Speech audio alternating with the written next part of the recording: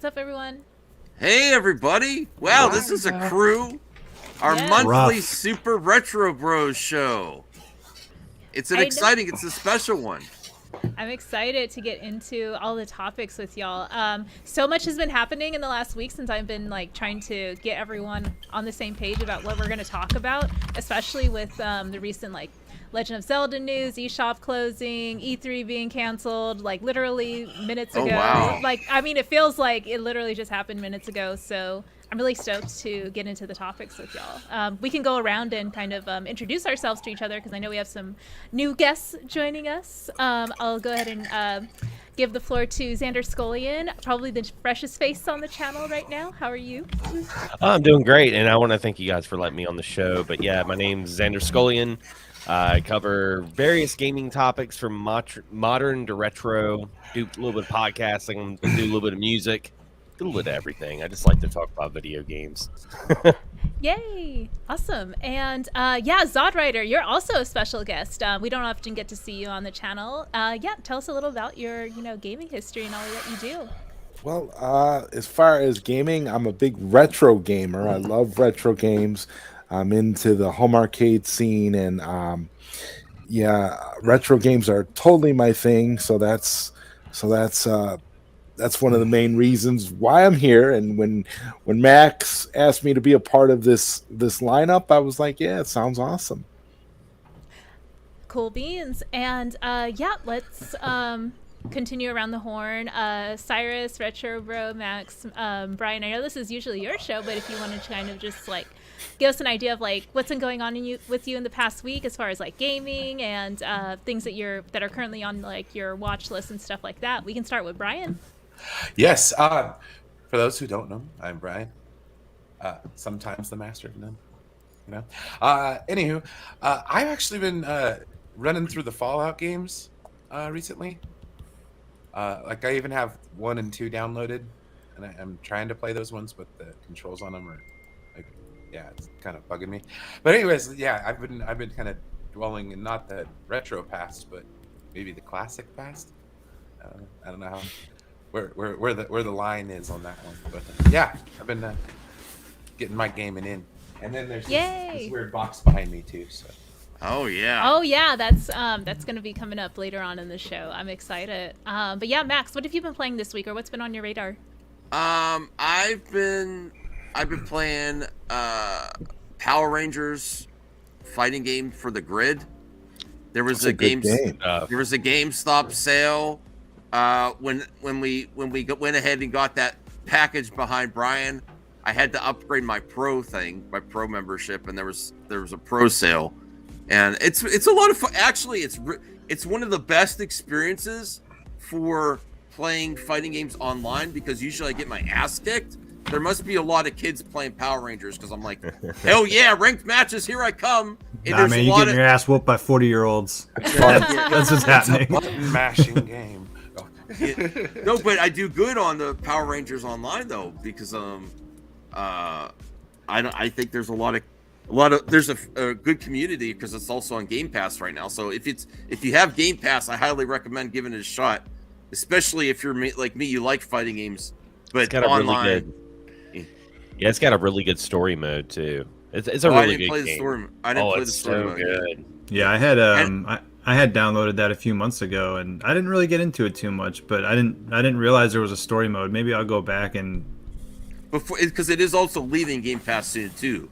So the story mode is pretty expansive too. It's really good, and it goes in depth in the lore and all that. It's really good. Yeah. Did you see that new Power Rangers TV show they're doing? Oh, I saw the trailer. It's a reunion special. That's crazy. I was like, I think it's called Once and Always, or Forever and Always, or something like that. It's coming out April 19th. It's the Picard season 3 of Power Rangers.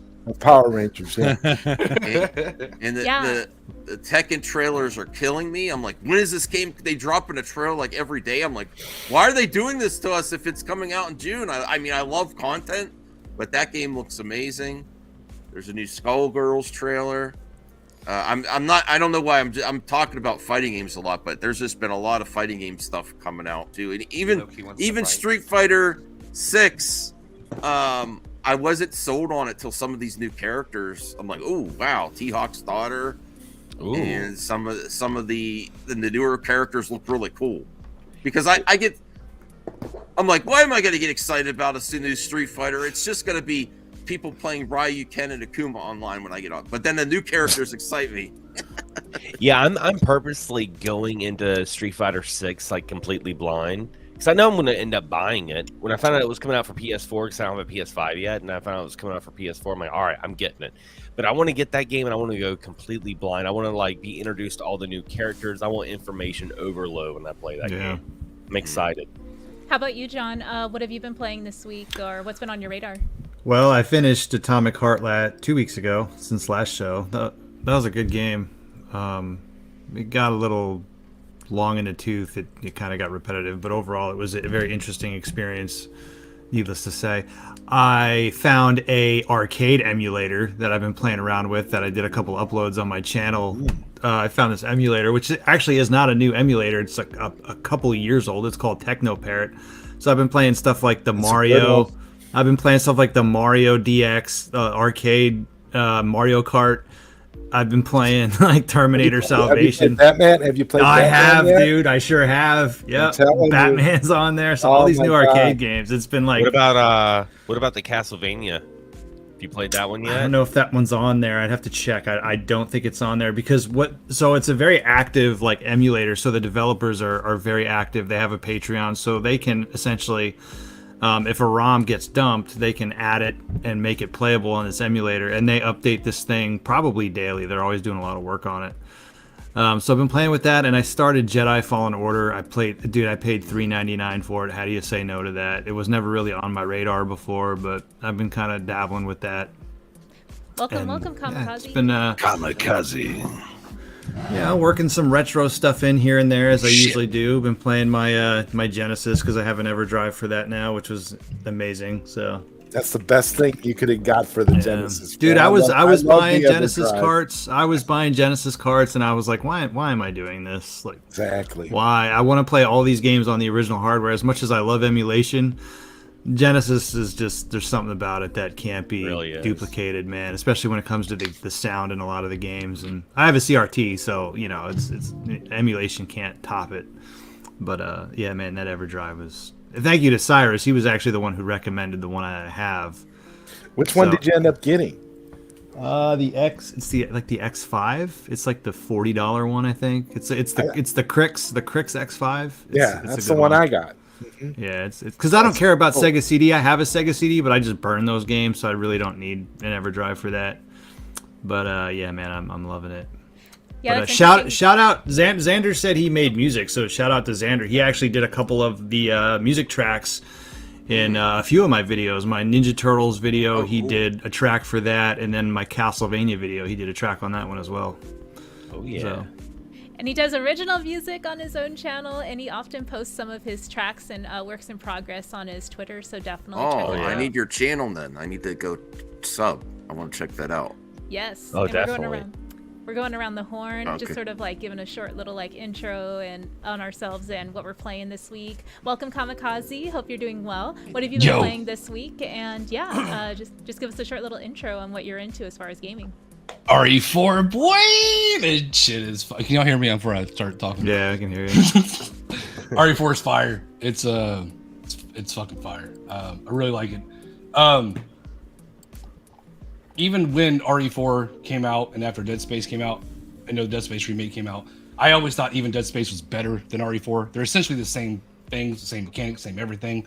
I haven't finished RE4, but I still feel like Dead Space is better. For a lot of reasons. But what I'm playing right now is RE4. That's all I've sunk my teeth into. And it's really, really worth your time. It is full remake from the top to the bottom. Even though someone who's played RE4 and literally bought an Oculus for some other reasons, but bought an Oculus, let's not go down that rabbit hole this week. Bought an Oculus just to play the RE4 in VR. It's really superb. It's really, really well done. Those people exist who bought the Oculus just to play RE4. That sounds like a rarity to me. I played it. It made me dizzy. I was standing Yeah, there. I was like, dude, well, I can't do this. I had to sit down. It was terrible. I put my Oculus back on for like the first time in a minute. I don't have enough space for those kinds of games in terms of like living space. Like I try to make my play area. Yeah, I'm like knocking stuff off the shelves and off the table. It's like weird. Like you gotta make such big. He's getting way too into it.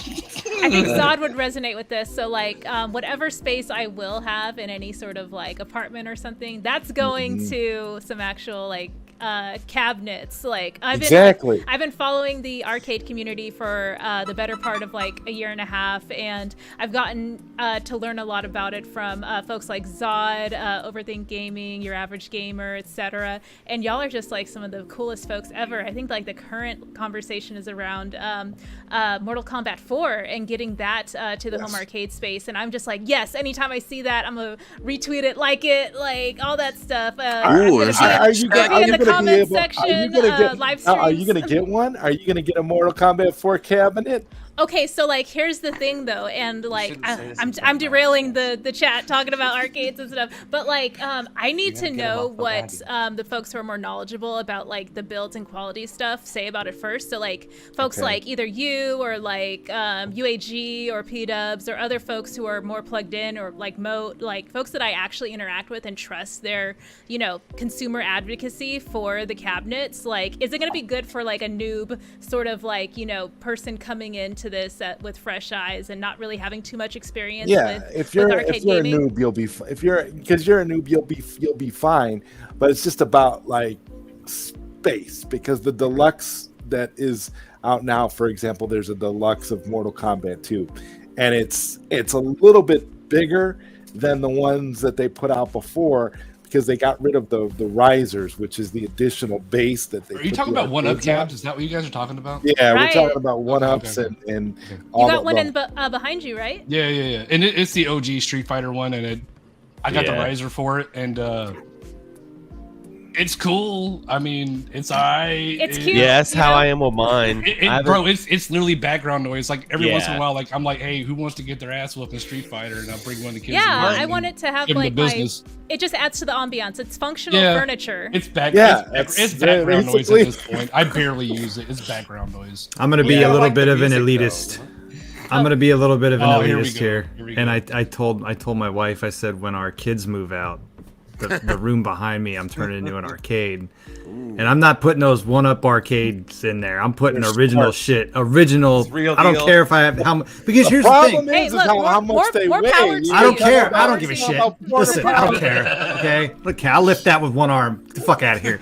But no, because here's the thing. Truck, baby. Those one-up arcade cabinets are nice. They're too fucking small. I was looking at the Terminator one, and for two people, you're literally like this, like next to each other. I mean, I got tiny little baby hands, so like I think that they would work for me. But I know I'm not the target audience. It's folks like you, Zod, Xander, Kamikaze. Like y'all are the ones who pay the big bucks for these. I'm just, you know, like I get one, and then I'll probably be okay with that. But the reason I got the Street Fighter one though, because this one is the easiest one of all of them to mod. So realistically, if you want to throw a pie in this thing and make it like a cabinet that can do all kinds of stuff, that's what I was gonna. Kind of the one to do, and that was actually because I wanted the Marvel one. I wanted the Marvel one really bad, but then when I got this one and researching, I'm like, realistically, if I wanted to deck this thing out, it's the easiest to do of any of them. I still think Rhea. If you want to get a multicade, I still think you should get the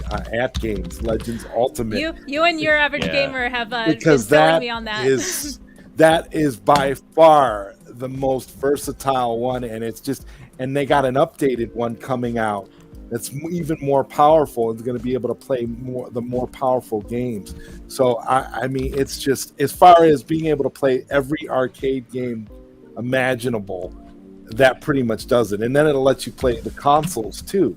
So you can do like the old Nintendo and Sega Genesis and all that. We could be here all night talking about Ray, all this. Check. I dropped a link in the chat. That is the multi-cade that I built back in like 2019, and it has everything from like Atari to MAME Oh yeah, I You remember name it, watching it's- some of it's your on older there. content with like how to Yeah. build your own arcade unit. Yeah. And here's the thing, that unit I built, it was only like, I think out the door it was like $350 for me to build everything. It was crazy cheap because you could Yeah. buy kits. You could buy the wood kits that you essentially just glue together. Sellers will sell them on Etsy, and you can get like the bar top stand up. You throw a Raspberry Pi in there, get some of the joysticks. I forget what they're called. Sanwa. Yeah, and get those. They plug Yeah. USB right into your Pi. It's super easy, man. Because Super that's easy. that's my thing about like these arcades. Like I like Arcade 1-Up and all that, but for me it's like the quality of the buttons and joysticks. Oh, yeah, Because you like, always got to switch them out if you're serious. Arcade one up yeah, top. because my Street Fighter 2, you like pull it this is thing out of storage. interactive furniture because like Custom built it just 4 years ago. Yeah. 5,000 games, bro. Don't need no Sorry, stinking, sorry. Don't need no stinking one up arcade. Yeah, no, John, that is basically what I would be going for. Yeah, and then those like are super easy to Yeah. make. I'm not like Jesus when it comes to wood making, but I can throw a freaking arcade cabinet together, I guess. The reason why we keep trying to sell you on the Act Games one though, Ray, is just because of the versatility of it.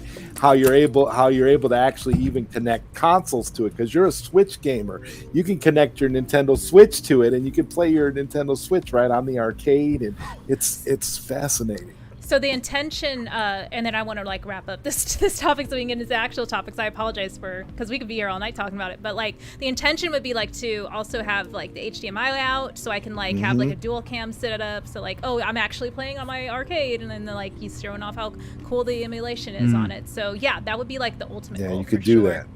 Yeah, and I wanted to close the loop out with Cyrus. I know like we got some staples on the show, so I'm sure like most of y'all don't need introductions, but I want to set the stage for everyone to know each other and what we're playing for the week. So yeah, what's been on your gaming radar, and give us some more insight into what you're following. Thank you, Rhea. Well, I've mainly just been hanging out with my daughter and helping her get her channel going. She just started doing a YouTube channel, and you were talking about Resident Evil 4, Kami. That's what she's playing, and it's pretty cool because she really didn't have a lot of experience with the original Resident Evil 4, and she's absolutely loving the new one. So I haven't had a chance to play it yet, though. I'm gonna have to pry it away from her hands at some point. But yeah, that's mainly what I've been doing, just hanging out with her, getting her started up, and just having a good time doing that. That's awesome. Yeah, I've been catching some live streams of folks playing Resident Evil 4, and it looks great. I've seen people even complete it by this point, so Yeah. yeah, that's what's up. And Cyrus has How a many times have particular everybody played podcast RE4, coming right? back. How many times have you played RE4? I'm gonna say at least 10 on my side. I beat it. I've beaten it 3 times. It might have been 4. And all 4 of those times, by the way, were on my Wii. I loved that game. That was the best way to play it. Yeah. Until the Oculus came around. I'm not gonna lie, that's pretty awesome. That's Y'all be gassing up this VR, and like I don't know, like I'm still not sold It on it. makes me but- sick. I can't do it. I need to be sitting. And now, does everything make you sick on the VR, or just certain games? I only played a couple games. One of them was a first-person shooter, which obviously, Yeah, those are, Doom and is it's so hard. jumpy, It's and hard. yeah. Oh, John mentioned my Retro Rambling podcast is back, so I'm doing interviews with people. So, guys, anybody here interested in doing an interview, hit me up because I would love to talk to everybody. let's go, boy. Let's go. Yay. All right, Cyrus. John, we're going to be doing one very soon, so that'll be very soon. Yes, very soon, my friend. Very yes. soon we are doing it. Yes. Yay! And Max, I just I'm going to drop a link to our Primo story that I wanted to kick off the actual meat of the discussion with. It's in regards to E3. So this news just broke, like literally this evening. So a lot of it is new information that might be even new to some folks on the panel. But I had love no that we have idea. so much experience as far as like gaming across the board and throughout the years, so I can get some different opinions on even like the relevancy of E3 as a platform over the years, and what was it in the past for folks who were actually plugged in and following it actively back in the day versus like where it is now. So I definitely want to go around the horn and like even just have like a lively discussion where we all are just like rabble E3. So yeah. But yeah, basically that's it. E3's canceled. I just wanted to show the article just to show that it's legit, like from IGN, like a somewhat verified source to say. But Brian, do you have any like, strong takes or opinions about E3 if personally? No, I've been really nonchalant about E3. I've always kind of caught the highlights, sort of seen what was going down, stuff being on streams and stuff with y'all. But other than that, no, I haven't. Yeah, that's the thing that being so like into like the daily news cycle, or even just like continuous news cycle on social media and YouTube, I don't feel the need to actually tune in for a lot of these shows. What about you, Max? I used to love E3 coverage. Real, and let's be real, Nintendo is the first one that says we don't really need to do this. We'll get better press if we control it ourselves. And then each studio, they don't really have to compete with each other then. Like, it's not, and it also is a detriment to us too, because they used to have to compete, Xbox, Sony, Nintendo, for who won E3. And now you don't have to do that. And you most likely you always get good press unless you really fumble the ball with a bad direct or Xbox showcase, or I forget what they call the PlayStation one. So less competition now, more control, and then you don't have to scramble to get products ready either too, with the current market of huge big budget games and delays and stuff. You control all that. I'm gonna miss it. There was just third parties at the end, and then they started pulling out too. So exactly. And John, it looks like you're like you're raring to jump into this. So what is your take? There's no reason for E3 anymore. Zero reason for it.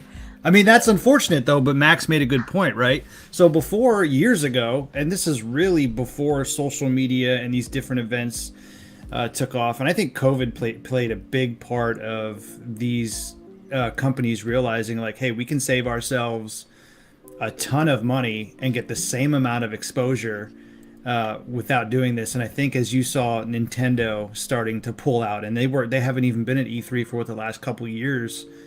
And then Sony kind of, I don't know, was Sony there last year? I don't believe they were, but even they started their state of play.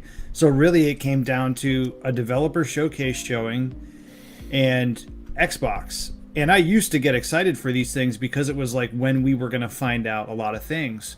But at the same time, you look back 5 years ago, and there was a time when a lot of companies got really bad about showing things that were very far off. And I think that turned a lot of like gamers off when you show, what was that one Konami game that was showed and then it didn't come out until like 6 years later. It was like, you guys, I always forget the name of it.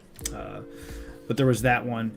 So there's unfortunately there's really no use for it. Although I do wonder what's this going to do for those smaller developers that really this was their only opportunity to show off like what they had. So there could be some unfortunate fallout from this. Is like, some of those smaller devs are not going to get the chance that they had now. Whereas, they could spend $10,000 or whatever and then advertise, put a 5-10 minute piece together for E3. So yeah, of course, Microsoft, Sony, Nintendo, this doesn't really affect them, but how is this going to affect, these indie developers who are trying to make a name for themselves? And this was kind of like, this is where they were going to get their exposure. So it's unfortunate. Like, yeah, we don't need it to a degree as far as the big three go, but you find out a lot of small stuff at E3 as far as some of the smaller indie devs that you wouldn't find otherwise.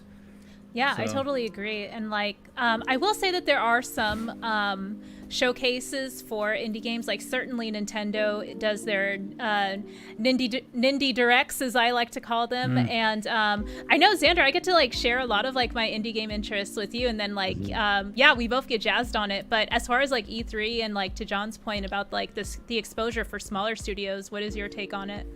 E3 is like another foreshadowing of things going to pass, like shopping malls and brick and mortar stores, and a lot of things that we look at. I mean, because E3 to me, I my mind's foggy, but I think it was either 2015 or 2016. To me, that was like the best E3. I was like, okay, because they announced the Final Fantasy VII remake, Shenmue 3, Kingdom Hearts 3, The Last Guardian. It was like, I remember I was like working out of town and I was in the work truck and my friend was just shooting me all these updates and I'm like, this is it. It can't get any better than this. And, as time progressed and it just slowly started declining. And and it's like in today's ecosystem, we don't need E3 anymore. E3, like towards the tail end of it, became like how GameStop was with ThinkGeek. E3 became like a convention more than, what it was originally to begin with. It was more about marketing than, Comic-Con. Yes, yeah, it's more of like a showcase for developers rather than like an award show thing. Or wait, no, I'm mixing it up with the actual like gaming awards. I forget the name of them, but yeah. Anyway, Zod, what is your take on like the relevancy of E3 across the years and like your personal, connection with it? I gotta agree with what everybody has said here. Pretty much that the relevancy has completely dilapidated. We're at a point now where there's so many ways that you can showcase. And, I'll flip side, what Retro Bro was saying. I don't think this is really going to hurt those indie developers because nowadays, everything is on the internet. So you can put whatever you want out there to showcase what you have. Yeah, but there's not a manufactured audience for it, though. Like, I totally get what you're saying, Zod, but I just feel like there's like not that preset audience. Like now these indie devs are going to have to work to get in front of those same, I don't know. Well, like, okay, if you put out, if you say you're developing a game right now, you're just coming up with something out of the blue and you just go on social media and you announce it and you put up a video or like a gameplay, demo or something. And you're showing it, you're going to get exposure to however many people are on social media paying attention to it. You'll get exposure, but is it the same quality exposure that you would get as if you were in E3? It's like the direct marketing. Like, yeah, you're marketing, but are you marketing to your actual demographic? Those 10 million people that see it on social media. And you're also maybe be gamers, eliminating the middleman too. If you create like a website and you're doing your deving and you're showing off your creation, if it's an indie game that's going to get released on Steam or something, if it's not backed by like a major company like Nintendo or Xbox, or because isn't that the whole point? Like most of these little games, they would be backed by a big publisher. And you would see that at E3. Well, some of them are, just developer only showcases and that aren't attached to like Microsoft or Sony or Nintendo. But to your point, I understand that argument of it, but I look at like every industry has one of these. Like I was in the supplement industry for a couple of years. I own my own supplement business. Like your goal was to get to the Arnold, the Olympia, because you had a manufactured audience of people that are going to be interested in your product. And you spend the money and you go there and you're in front of, 20,000 people that are now going to be exposed to your product.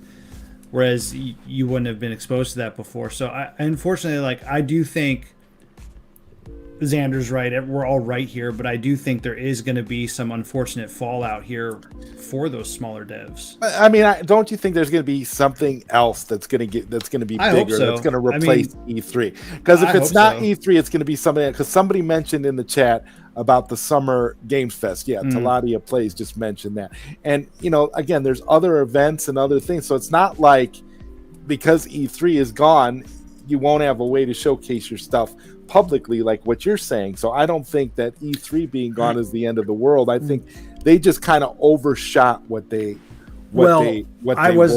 I'd be honest with you, I wasn't familiar with the Summer Games Fest, but that is a good opportunity for a lot of smaller indie devs, especially that time of year, summer. There's nothing is releasing in summer. Yes. So I'm probably going to watch that. Right? Like where you can show off to the bigger developers. It's like, hey, check out my little game. Yeah. And they're like, well, I like that good stuff. And Nintendo does their direct stuff too. So absolutely. I didn't know about the Summer Games Fest, but yes, if there are other things that are going to come up, That's perfect. Well, I can Yeah. say once upon a time, and Zod, you might be able to relate to this as two of the elder statesmen of this show or whatever. Once upon a time, there used to be this focus when I would get like the gaming magazines and stuff on the Consumer Electronics Show. It was like CES was the big thing, and then E3 came up. E3 was like the new kid on the block. It came along. It was like like a baby. It was like a baby brother to. It feels like you're opening a tome and you're like dusting it up in like the great, Back in my day, the great console wars of the 90s.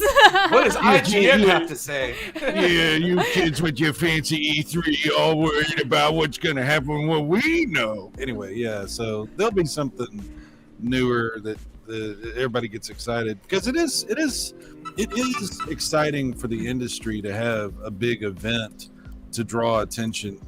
And I think that yes, the internet has become what it is, and there's all these new platforms and new ways to promote things, sure, but a big yearly event does a lot for the industry. And the industry, man, like John was saying, these indie developers and these smaller guys, they really need something like that. They need a big carnival coming to town with the the circus and the elephants and the juggling clowns. They need that to get attention. So I'm hopeful there is something else that comes.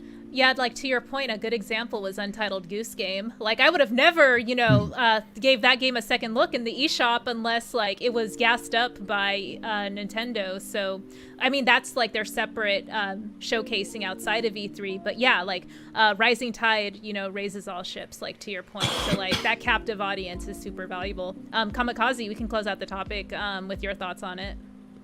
E3 is fucking stupid. 1000%. That is the answer I expected. Case closed. Let me explain my reasoning. It's empty promises for games you will never get. You will have this. Oh my God! Look at this. Look what they do. And what is it? What is it on paper when you actually get it? It's Hellblade 2. Hellblade 2. Promises every time. Sins of now you know how I take my judgment of buying a game. Oh my God! This game's coming out. What? Oh my God! Look at the trick. I don't care. I will watch a review. I will take people that I like to watch reviews from, and then that's how I will base my judgment of buying that game. Obviously, if it's nostalgia stuff, like I just told you, Dead Space remake, RE4 remake, those things are just, I'm gonna have to buy it, right? But if it's a game that I'm unsure about, I wait till it comes out. I wait till it's reviewed. And when game developers do not hand out review codes, that's red flags right then and there. You can show me everything you want to show me. I don't care. I've been burned so many times in my Stadia. Excuse me. Sorry. When did I ever have a game for Stadia, bro? Hold on. What? Anyway, but I've been burned so many times through playing games like, oh, that looks amazing. It has to be a day one, and then I'm burned. I wait till it comes out. I wait till the reviews comes out, and that's when I'm now making my judgment whether I'm going to put my hard-earned money towards it or not.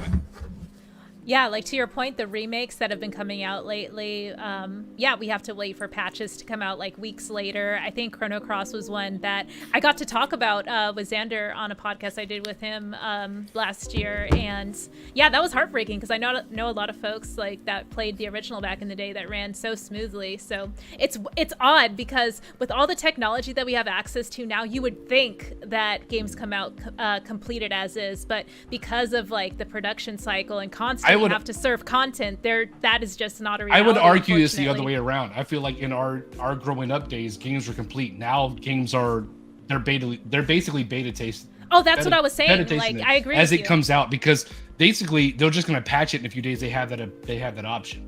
So. Yeah. Yep. And it looks like we got a super sticker from Strange Marvel Theories. Thank you so much, friend and awesome supporter of the channel. I can't see the sticker unless I pull up the YouTube chat. Oh, okay. It is a dancing avocado, I think, or a bird. I don't know. It's avocado pear-shaped, so I'll take it. So Strange Marvel Theories. I'm guessing some of those theories is that the MCU is good again. Oh, strange. No, theory. no, actually, he's pretty Or that objective. Ant-Man could have just shrunk down and gotten in Thanos' butthole and then expanded. Oh no! And we wouldn't even had to sit through like 8 hours of Marvel movies. I'm loving Marvel. They I will gotta get come my on. money I gotta for come sure. into a Marvel show with you one day, Max, because you're crazy. I do want to say also, this special episode is dedicated to our friend Brian. I Yes, went ahead friendly and ordered the reminder. package ahead of time, but any super chats, stickers, anything goes to contributing towards his Xbox fund, which I bought ahead of time because GameStop had a good sale. I'm like, oh, I better do it now before they run out. Can we Thanks do for the- spoiling that it's game related, but I guess it's like on brand. Well, for no, the he knows. podcast. He knows. He knows. Can It's we do still- the end of 7 scene real quick and find out what's in the box? What's in the box? That's got to be the grand finale. That's got to be the cherry Yeah. on top Oh, for okay. sure. That'll do. Yeah, like. Sorry, Brian. Cyrus tried for you. Oh yeah, I just sort of like, yeah, no, party buster. But yeah, like just closing out the E3 topic, I think that all of y'all had like really awesome takes as far as like your personal connection and thoughts on that showcase being like relevant in the past and also still sort of relevant in terms of helping out smaller developers and not having that platform anymore, but flagging the Summerfest as something that E3 is going to be trying out potentially this year. I'm not sure like when they plan to launch that, but yeah, I'm excited for that to see where it goes. But yeah, I pinged Max in the private chat a link to the next story, which he actually was super excited to add to the panel. Max, do you want to jump into that one? Yeah, I do want to add one more thing about the loss of E3. Sure. It also is sad because it's a time past where developers tried to give you a variety of content and console launches with lots of games because the focus on AAA and delay. So it's also very bittersweet because I remember when you used to get like a console launch, there was all types of different types of games and licensed games, and so that's what's very sad too, because that's also, besides the pandemic and Nintendo doing its own thing, there's been less focuses on launches and more like remasters and these AAA and live service games, which I still like, but that's also what's sad to me, because I loved launches when you got all kinds of different games for PS2, PS3, GameCube, Wii, and 64 when they had a bunch of stuff. So that's my thoughts there. Totally. Yeah, like it is sort of sad, like these games that are coming out that focus so much on like ongoing maintenance and patches and live services, to your point, totally monetizing the experience. We are joined by friend of the channel, Devin. How are you, my guy? Yo, what's up? How are you doing? Welcome. Hey. So glad to have you on. We were just closing out the intro topic to the podcast about E3, and I know I'm sure you've got some hot takes. You've just been on one with the spiciness, so go. I mean, I don't really have anything to say about E3 that hasn't already been said. I mean, I've always kind of found it to be a little annoying, but I mean, you're well, a as game someone dev, who worked though. in the industry, though, I'd imagine it for you it might be a little different because you've probably been working at E3s and I've never been to E3. I've never been to E3, but like when E3 was actually popular, there was a hell of a lot of work that goes into building up like E3 specific demos. So a lot of times development on some games will be geared less towards actually building out what the game's going to be like as a finished product, and it's focused more on building out what they want to showcase for E3, which can cause all sorts of problem in development down the pipeline. Because Yes, like Kamikaze was just flagging that, like that E3 gasses you up, and then the final product just falls on its face because you're so sold on this like glamorized like showpiece that reflects no gameplay at all. Like that was a common critical thing of the showcase. That's true too. That's true too, but sometimes it's not even about like, it's not even so much that they're trying to glamorize the non-gameplay elements. Sometimes we will have a build of a game that's built specifically to showcase ideas of gameplay. So like you'll be playing the game and it'll be like, oh, this is cool, this is fun, I could do this and that, and you'll walk away writing a write-up of, I played this a demo of this game at E3 and it's awesome. But then after E3 ends and it's okay, we need to scale this to like the finished product, oh, this part doesn't work, this doesn't scale, we kind of hacked this feature in, and then they end up having to like either refactor a lot of game systems or even the game engine itself to get it functional, or scrap whole ideas altogether, and the end product ends up being something completely different than what people played at E3. And that causes a lot of issues also with crunch, because you have development teams that focus so much time on building E3 demos that by the time okay, we set this game is going to be released later this year, E3 is usually in June or something, so we have to hit Gold Master if they're doing like physical presses. We have to hit Gold Master at least by September if we want to get it on the store shelves by late November. So that means that after E3, you've got a couple of months to get your game into like a good state if the state of that E3 demo isn't scalable, and before Unreal became the engine that everybody used to build everything, that was a recipe for disaster. Less so now that Unreal is the standard, but Unreal really didn't take over as like the definitive standard until after E3 started to lose relevancy anyway, so kind of a moot point. Yeah, that's a great point to wrap up this topic on. And Max, I know you want to shout out some of the big supporters. Oh wow, yeah. I knew I could order this for our pal Brian get him to upgrade this man. This is like pimping his gaming ride. Like they used to do. Like this is real. He deserves the really gaming style. So shout out to shout out to Strange Marvel Theories. Again with the $10 too. The MCU missed many opportunities, so many plot holes, and all the support tonight really goes towards that. Your help giving this present to Brian as well. This is from the community. This isn't from me. This is from everyone. Dat Boy $4.99 super sticker. Appreciate that Boy. And then Brucifer, one of our best friends here on YouTube, making it rain. Woo! Ooh. Brucifer $150. Wow. Congrats, Brian. Max, remember what you promised. Now you gotta watch Shazam. I will see Shazam 2.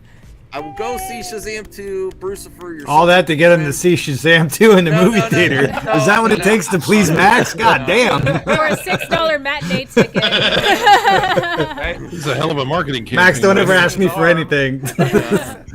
No more pizza deliveries for you. Cyber South, $1.99 super sticker. I appreciate it. And Brian's one of our best friends here, and he deserves an upgrade. Man, he's been hanging around, and he you know why this thought came to our attention is he was like, I downloaded a game for Game Pass and my computer couldn't play it. Like every week. Every time I try to do it, it's like I could play like Xbox 360 level games on my computer with some lag. He's like, I downloaded another game and it won't work. Yeah, it's getting bad. And I didn't have this because this is my brother's Xbox One. So I've been playing it a little bit lately, just to kind of get back into the swing of the console thing, because I've been used to keyboard and mouse for a while there. You won't be having a problem after today's show. Why does everybody think you have to use a keyboard and mouse on a computer? Oh, I have a controller for it. This is what I use. All my PC gaming. It drives me crazy. Me and Cyrus go back and forth about this. I guess it just depends. You have to use a keyboard and mouse. It really depends. I gotta use it. I have to use a controller. Depends on the game. I have to. There's certain games where if I don't use a mouse and keyboard and I go back to controller, like I feel like controller literally limits my movement. Well, yeah. Like what? Because I still whoop your ass in Call of Duty with a MMOs, like like an MMO. Okay. I have You to, talk like, that shit. Let's get find my out. rotations. Let's find out. Remember that time? I ain't gonna talk about it, but remember that time I whooped your ass and you got mad. Gun game. A game I've been playing lately a little bit is a game called Ultra Kill, which is absolutely psychotic first-person shooter. I've heard of that game. That's on Steam. I think that's on my wish list. Is it that good, huh? Well, usually when I play first-person shooters on a PC, I use a mouse and keyboard. Yes. And I tried using mouse and keyboard with that one, but I actually found that it's easier for me to play that with a controller because the movement is so fast. I played that game and felt like I was on meth. Like I might be too old for the game. I don't know. It's incredibly difficult, incredibly hard to follow, incredibly frantic. And I was getting myself, and you have to do all sorts of crazy like boxcar racer controls in order to actually be effective in combat. So that's like the one first-person shooter on yeah. PC that I need a controller to play. This is like a bullet hell meets blood meets. I don't even know, man. This You is had me at insane. bullet hell. This is it's Oh my god, hardcore. Xander, anytime I watch certain your back live buttons streams, you're playing controllers. shooters and like Dude, you're it's like- recommending me games and I'm just like I check them out and I'm just like, Xander, what is this? I love a good bullet hell. For me, it's like zen. Like some people, they see bullet hells and they get overwhelmed by all the bullets, and I'm like, man, once you just find that like little rhythm and you just start It's like going with the dancing, music, bro. Yeah. oh man, it's so good. When it comes to that shit, you gotta stare outside of the screen, I feel like. Yeah. Here's Totally Cyber Cells. Thank you for the support, man. The super stickers. I wanted to show it because it's box opening and good vibes. So thank you, Cyber Cells. I appreciate the support. Yay! But yeah, this has been E3 discussions, and yeah, Devin, thank you for sharing what you've been playing lately, because that was how we like went around the horn, reintroducing ourselves to each other in the chat. But yeah, the next topic, Max is super passionate about. Go ahead and give us an idea of what this is, Max. Well, one of the co-founders of Rare is. I just saw it on Twitter. I didn't. Rhea so kindly puts topics together. I kind of just run by the seat of my pants when I'm doing. So I just like, oh, this looks cool. But I remember back in the day, probably at one of the E3s, they were promoting the first version of Conquer, and I love Conquer's Bad Fur Day, but I kind of really always wanted to play the original 12, the way it was originally going to be with 12 Tales. It's just they did so many 3D platformers, they decided to change it up. It's very interesting. I'd like both, man. That would be another thing. Release the 12 Tales cut.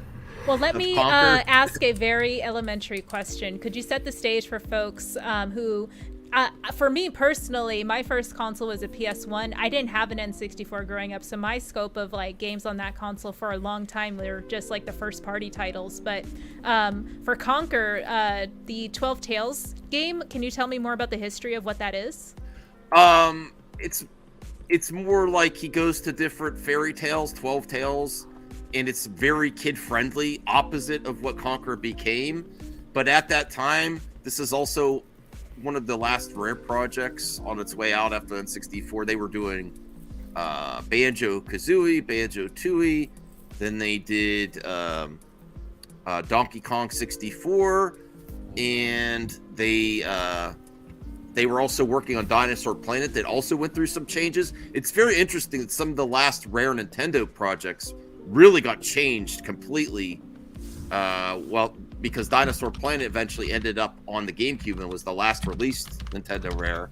But that also went through significant changes. So that's very interesting that's those two projects, Dinosaur Planet and Conquer. This went through more changes than Dinosaur Planet because basically they just upgraded the graphics and put Star Fox in it. But Dinosaur Planet was going to be its own characters too, but they had a lot of 3D platformers, and they decided we're doing too many of the similar game, let's change it up.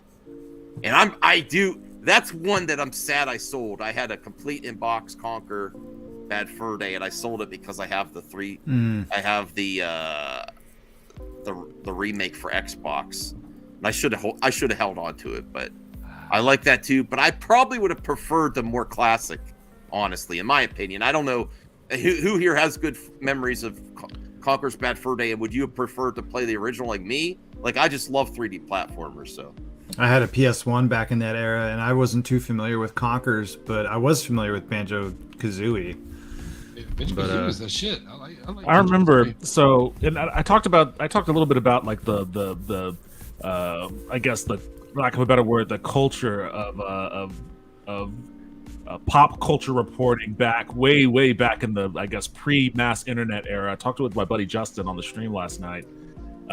And this is a perfect example of like the difference between having information available to us at all times right now versus having information kind of drip fed to us at best back in the magazine era day. Because I remember I had a magazine, I forget which one, they were talking about Conquer's Quest.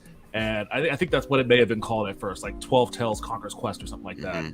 And I remember reading about it, looking at it, and I was like, oh, okay, it looks like, another cutesy mascot game, which is what the N64 excelled at. And I didn't have an N64, didn't like the system, didn't care for it, just disregarded it. And then didn't hear about the game at all. I just saw it in that one magazine. and suddenly my friend was talking about Bad Fur Day. And I was like, what the fuck is Bad Fur Day?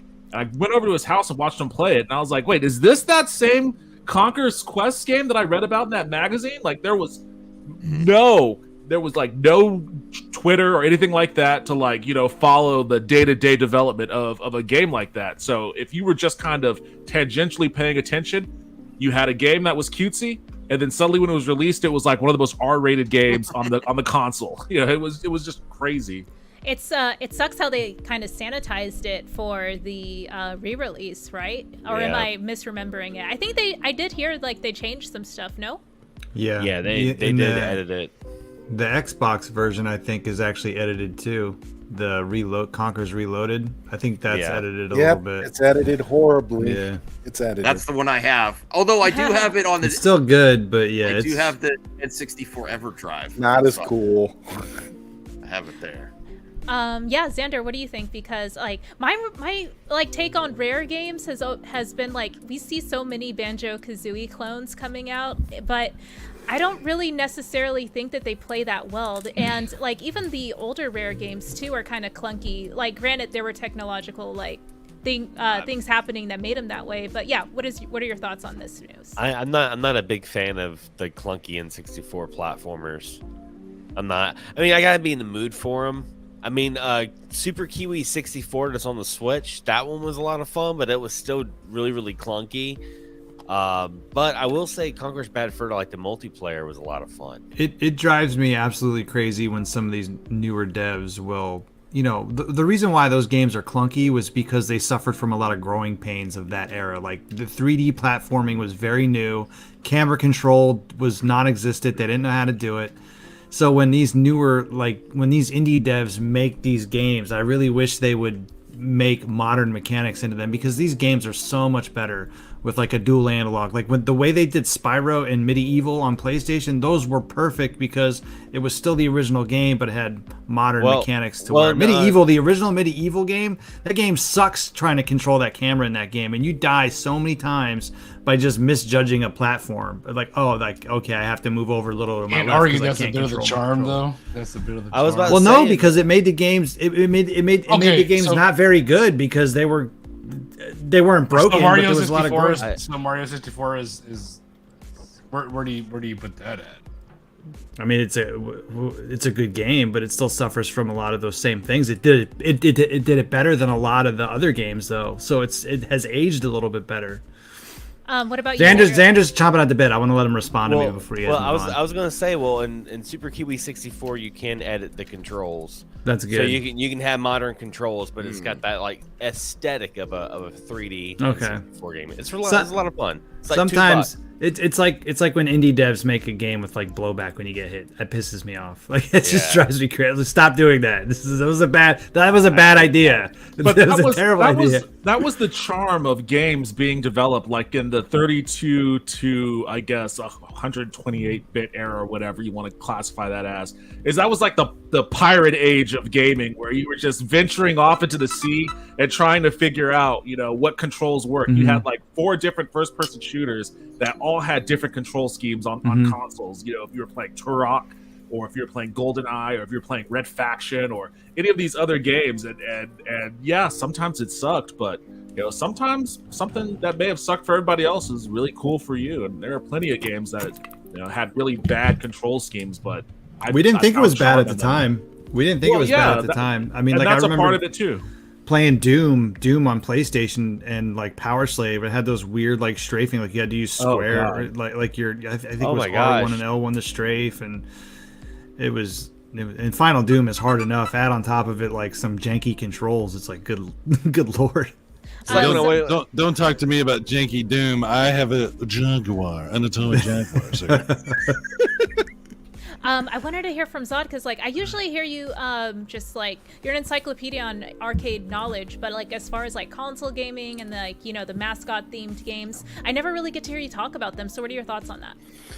Well, I mean, as far as this particular topic, Conquer, I used to love Conquer's Bad Fur Day. It was one of the only games on the N64 that I really cared about. I thought a lot of the games for N64 were were goofy, ridiculous, and I didn't like the controllers. I really, to be honest with you, I really hated the N64. It was one of the. You said that so kindly that I don't feel the impact of that statement. I would have said it much rougher. It just. Oh wow! Hot takes coming in hot.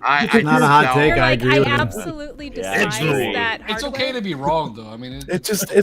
Here's the thing. Here's the thing. I love, the NES and I love the Super Nintendo, but by the time I got to N64 just. There were a lot of things about N64 that bothered me because there were a lot of as you know, I'm a big arcade person, so my big thing for N64 was Ultra 64. I was excited for Killer Instinct because I believed that Killer Instinct was going to get an arcade port that was going to be arcade perfect on the N64, and what we ended up getting was just a watered down port of Killer Instinct 2. And I was severely disappointed. And again, the whole idea of a lot of the stuff with N64, I don't know if it was because of the 3D and the polygons and the way that they did it. I just wasn't into it. What are you holding? Boo! Like, it's a great. Yeah, the controller is goofy too. I'm going to be honest with you. It's hard. Nintendo does not make the best controllers, but they have some of the best games. GameCube was perfect. Okay, GameCube was the best damn controller ever. Nintendo 64 is one of the most nostalgic controllers ever. I'm gonna have Brian, I respect you. You're an awesome person, but me personally, I've just become so accustomed. Like, look at this. This is the greatest controller I've ever experienced. This is the PS5 controller. I don't have a PS5 yet, but I got the controller because everyone was just gushing about it. What do you use it for? I don't have a PS4. I use it for every other game. On what the actual controller can do if you don't even have a PS5. I use it on my Nintendo Switch because it's just goated above every other controller, especially Nintendo controllers. We can talk mess about the Joy-Con till the cows come home. Joy-Cons are I will say I prefer the PS4 controller over the PS5 controller. This is a hot take. I need to hear this. That PS5 controller is like holding the damn boomerang. It's too long. Everyone agrees. If there was a controller that was more long, it would be a PS6 controller. No, it's too big. I don't like it. It tires. Look, I have big hands. I'm not. It literally tires my thumbs out when I use the PS5 controller. PS4 controller is. The haptic feedback is amazing. It's fucking perfection. The haptic feedback, again, it does not work if you do not have a PS5. None of that is even a factor if you don't have a PS5. So if you're using it for PC, doesn't matter. But here's the thing, though, because a lot of these controllers are adapting a Microsoft type of shape. I don't have an Xbox controller. Wait, yes, I do have a 360 one. But the Nintendo Switch Pro controller, the PS5 controller, just besides the color and the slight difference of shape, they're virtually the same to someone who is not like a super hardcore gamer. I would disagree absolutely. PS4 has its own style, and I will say that I was a 360 Xbox One controller elitist up until when the PS4 controller came out. PS4 controller is almost perfection. But again, everybody has different hands and what. I think as far as talking about Xbox or PS4 or PS5, you're kind of splitting hairs a little bit. They're all ergonomically good. And they're all light years better than the N64 controller. But if you really want to get into controller aspects, get yourself a Scuff. They're not bullshit. They are the real deal. This is a $300 controller, and it's every penny that's spent. I love this. This is a PS5 Scuff controller. Has 4 back buttons. Absolutely fucking perfect. The controller that I dislike. This is the best controller, the Saturn controller. Fight me. One of my favorite consoles, the Dreamcast controller. Besides the VMU, I really don't like the way it feels. No, everyone in the audience has some pretty interesting takes. Controller discourse is pretty on fire right now. I know. I need to verbalize controller a lot of wars. Cybersalis is. Wait, no, that's unrelated. Okay, hold on. Dreamcast controller was not great, but it was very revolutionary. Brucifer agrees with Zod. The controller was horrible for the N64. Cybersalis says N64 controller was badass. Complete polar opposite opinions N64 there. controller was great, absolutely great. Because you can play it analog and then go back to old school, just SNES. I like the. so like you're saying you can hold it one way or hold it this way, is that Right, what you're because saying? it had Yeah. the D-pad on the left side, and you could play like old school, just controller. But you also had the new school option in the middle with the analog, which is new at the time. So it was very versatile in my opinion. Well, I just want to say real quick that controller came out at a time of transition. Right. The N64 controller literally has a Super Nintendo controller like in it, like in the middle of it, right?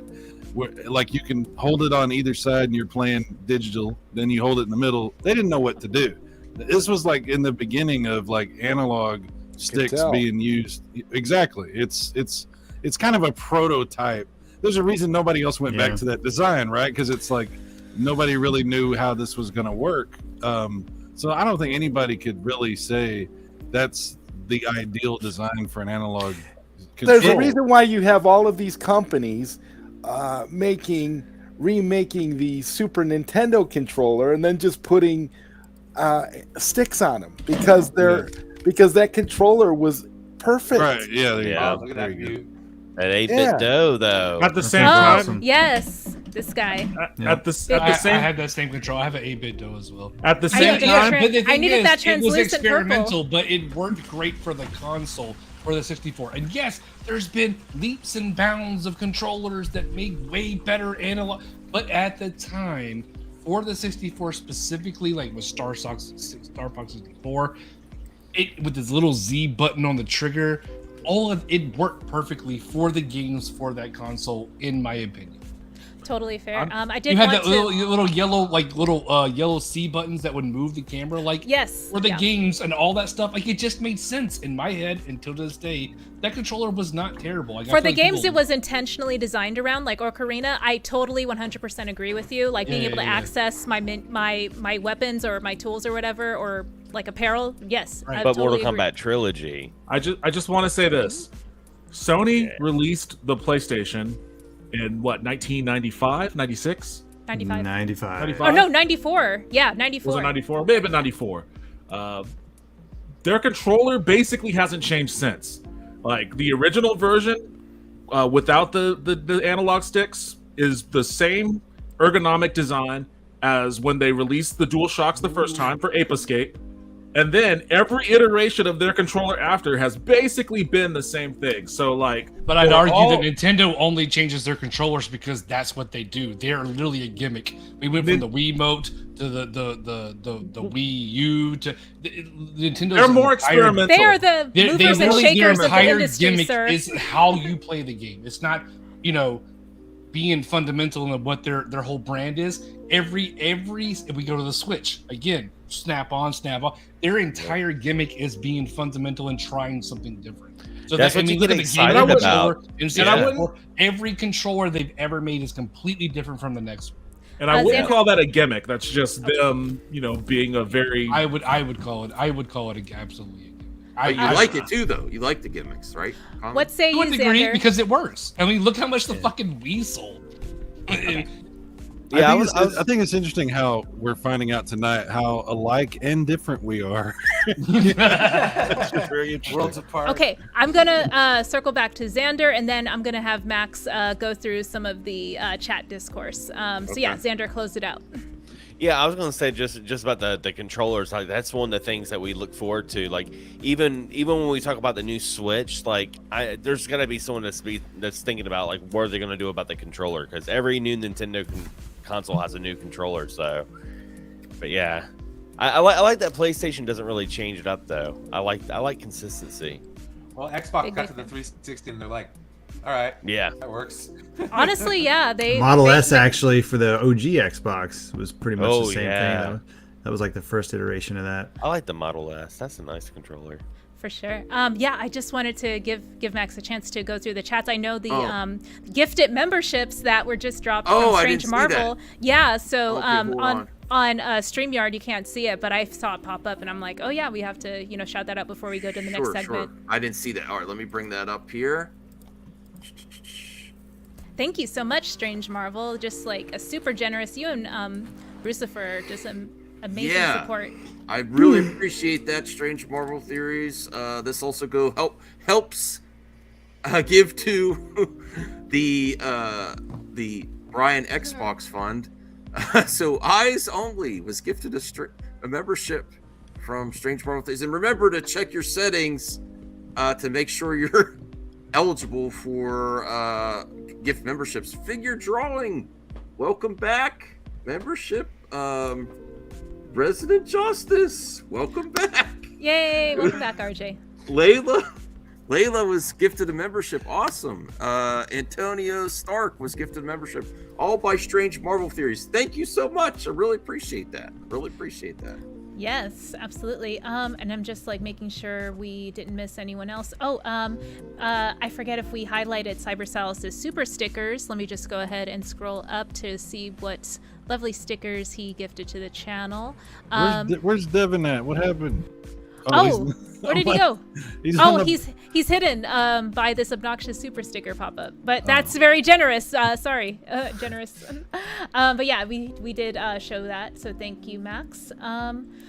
Yeah, so closing out the discourse on Conquer, just our feelings on the N64 in general. Got segued into controller discourse, which I love. I love talking about controllers with folks. We have another one from Strange Marvel for a super sticker. And how close to console goal, Max? I can't really say because that's part of the surprise. Oh, fair. Okay, doke. But thank you for asking, Strange Marvel Theories. Thank you for the support.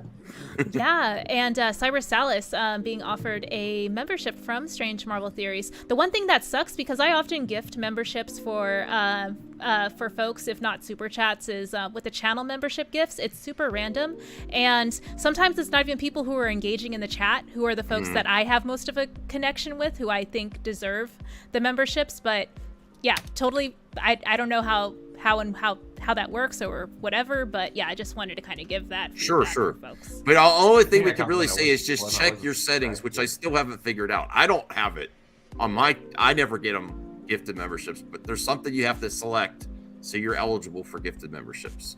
Totally. Just to want to highlight the chat because they were going in on this topic. Crazy Joe saying the NES Advantage was awesome. It could even be used to control the Statue of Liberty. Ghostbusters 2. Wait, I'm kind of ignorant to what this is. So is the Advantage a controller? Yeah. Yes. It's like an arcade stick for the Nintendo, for the original Nintendo. It was really nice. Really? I've literally it had two buttons and a had turbo on it too. And it was good. It had turbo. Yeah. I played everything. Have you not seen Ghostbusters 2? The Nintendo Power Glove. Oh my God, the Power Glove. Xander, you actually experienced this controller, huh? Yeah, the advantage, like you actually had to plug it in both ports on the NES. That's right, you did. Power. 2 buttons, 2 ports. Yeah, it was like it was forked. You could use it for it had a two-player toggle switch though. So like me and my sisters, we would play like Jeopardy or whatever. So we would just take turns and then like hand the controller over. Like you have to click it to the 2-player. Yeah, I don't know how. I used to play like Battletoads on that thing and like Super Mario Brothers. I don't know how I played those games with a with that arcade stick. It's like playing them on an arcade now. Yeah, but I could never play those games with an arcade stick now. You know, it's just weird. Yeah. Like I have to have a D-pad when I love playing them on an arcade. I think they're fun on the arcade. I love the arcade stick and man. No, I know, Zod, that really resonates with you because you're just like a pro at it. Arcades, man. Yes. But yeah, before I highlight more chats on this one, Brucifer with the $10 dono. Thank you. Oh, he wants me to show his PC too. He sent me a picture. I'll bring that up. Oh yeah, let's go ahead and bring that up, and then I'll highlight some more chats before we get to the next topic. Look at that. Nice. Ooh, that's sexy. What is that? RTX what? I don't know. Sheesh. I want one. Oh, it's probably It's probably a 490. The cash this guy's dropping. Shit, look at that. Oh my God. It better be. That's pretty slick. That's pretty slick in there. That's a nice. Dude, look at that cable arrangement. I hope it has I'm so the jealous of that LEDs. cable arrangement. Oh my God, my cables look like a nightmare. Oh yeah, looks like that a spider web that's inside my clean. case. That seems like a PC commission at that point. I just threw that shit in there. I was right. Oh my God, that is. When I built my PC, I just clicked it all in, and I was like, all right, there's no wires near a fan. I'm good. Like that was all I was worried about. pretty much Oh, how man. mine is too. This one has 7 fans that I can see. So Shit, it better. Those 4090s get hot from what I hear. They were Yeah. melting on Oh, people for a bit. sheesh. Yeah. yeah, like Brian, you were Goddamn, shouting out. 40, that's crazy. I know. I only have a 380, but still, like that's better than a lot of folks, honestly. Damn. Brian, yeah, I just wanted to kind of like quickly read through the chats because I know a lot of people were sharing big time thoughts on it. So Rogue Squadron games are awesome on the N64, GameCube. Racing games are great on the N64 with that controller. I had NASCAR 2004. That was one of the best NASCAR Yes, games. that was one of the comments that I All wanted the to arcade highlight racing for sure. games. I can't remember if I liked that Star Wars Pod Racer game or not. I think I did. It's good. It was better on the Dreamcast, but it was good on the N64. Okay. I think I got the Yeah. Switch port of that. I think I got like a few different like dual packs recently because they were on sale for $20, and that's kind of like the sweet spot for an impulse buy for me, especially if all the games are native on the cart. So this is how I'm experiencing a lot of these titles for the first time, thanks to Nintendo Switch. But yeah, Cyrus at the comment. GameCube has some great games: F-Zero, Metroid Prime, Zelda games, Mario Kart, Double Dash, Mario Sunshine. It's not that bad, just limited library, right? And I feel like in my book, they've been getting a lot of passes because of like their exclusive library. But yeah, I hear what you're saying. Like it's hard to criticize them because of that. Yeah, The only thing I don't like about the GameCube is the controller has that one big button. No, the giant button. yeah. The A and then the curve. It's weird. button. Yo, I was about to say something, but I'm gonna hold it. I'm gonna keep that. Oh no, go ahead. Like we're still going through the chats. No, y'all know what I was about to say. Yeah, there's some big time N64 Abort, controller abort. love in the chat. Like I'm shocked. And Crazy Joe, yeah, friend of the channel, Crazy Joe, and fellow content creator on the show as well. I hate modern controllers. Too many buttons. I can't keep track of what does what. Nothing beats the simplicity of the original necessary tell you a controller. funny Two story. buttons, nice and simple. It sounds like we sold him on the advantage. Keep his comment up. I had a funny story about this. So when I got my Sega Genesis when I was a kid, I remember my grandmother comes over and I'm sitting there hammering. I'm playing Street Fighter or something, and my grandmother looks at me and she's like, "How do you? There's all those buttons on that controller. This is a 3-button Genesis controller, by the way." She's like, "How do you know which button to press?" Like now there's like 17 buttons on a controller. Yeah, like the back button. It's funny how things change. I thought there were back button triggers. Oh wait, no. You can add one to the PlayStation controller. There's a mod you can buy that adds another button to it. Click, Yeah. Yep. And let's see. Absent Good, what's up? Welcome to the chat. Sorry, but I agree with her. I'm assuming that's me. I have an Xbox and a PS5 controller. Not that much difference, but the Xbox is more fatter. Yeah, especially the OG Xbox. But I'm glad that they kind of like got it down to more of a formula that works for them. That it's generally the same size and shape. So I feel that. And Strange Marvel Theories, Crazy Joe, Atari Game Paddles for the win. Oh god, that is I don't know nothing about that. And Cyber Salas says, hate to 64 controller all you want, but at the time it was badass. A lot of people agree with you.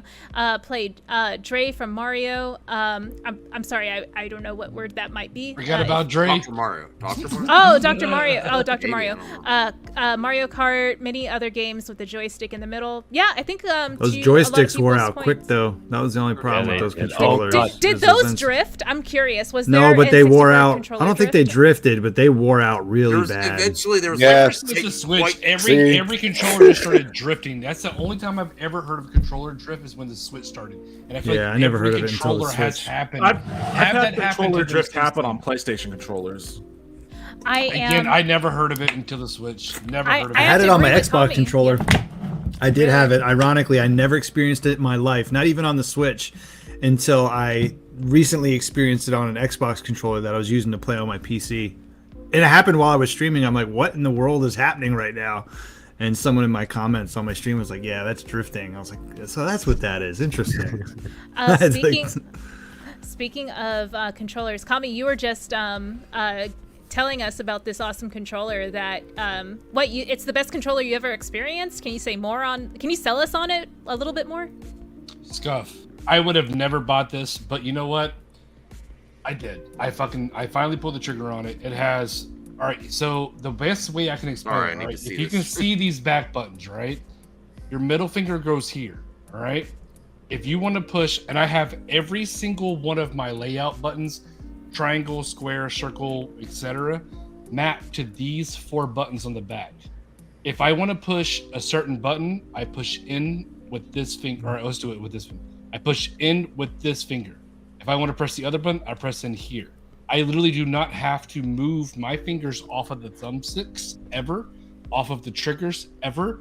This is the closest to keyboard gaming that you get with a controller.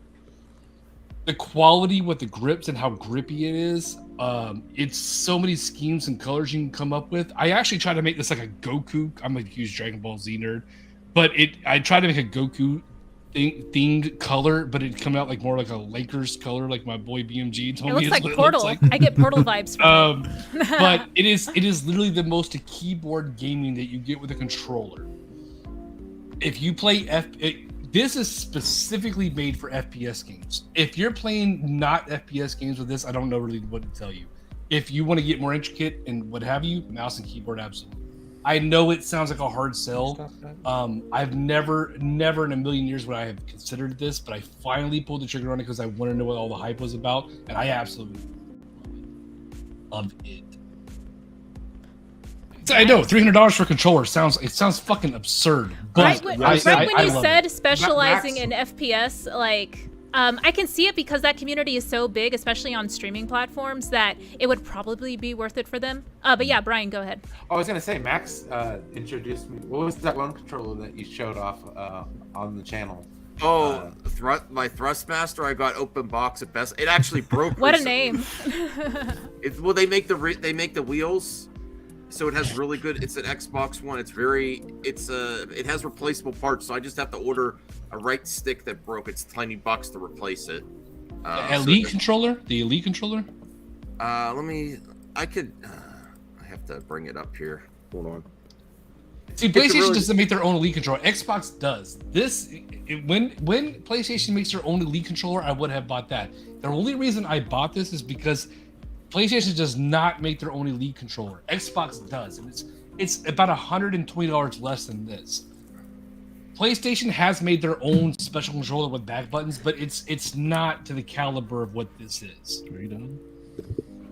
All right, I'm bringing it up here. You're bringing up another controller. I see other folks are just like all. This is a hot topic. Who would have thought controllers would be the? Yeah, no, this is great. The topic. Bonus topic. I mean, controls. I mean, that's how you play the game. You know, this stream is going to generate like response videos and like roast videos. Yeah, so, right? So Kamikaze thinks that controller's awesome. All right, I'm mouse and keyboard if I'm serious. Is he a secret investor? He's an investor. Chill. I love mouse and keyboard. I love controllers, but it's like when you start playing mouse and keyboard, it's hard to go back to controller at some points. Ooh, I've never seen a modular controller like this. I've seen this. It's interchangeable. So my right stick broke. So I just have to get it. It's $20. It feels very sturdy. I love how you introduce us to my left stick broke as like a selling point for this expensive controller. No, but I mean, what happens if you have one of those expensive things and you don't have a modular where you replace it? You have to buy a whole new one. So that's a good point, and that's what PlayStation did with their new controller. And I got mine for like $125. It was an open box, so it was already used at Best Buy.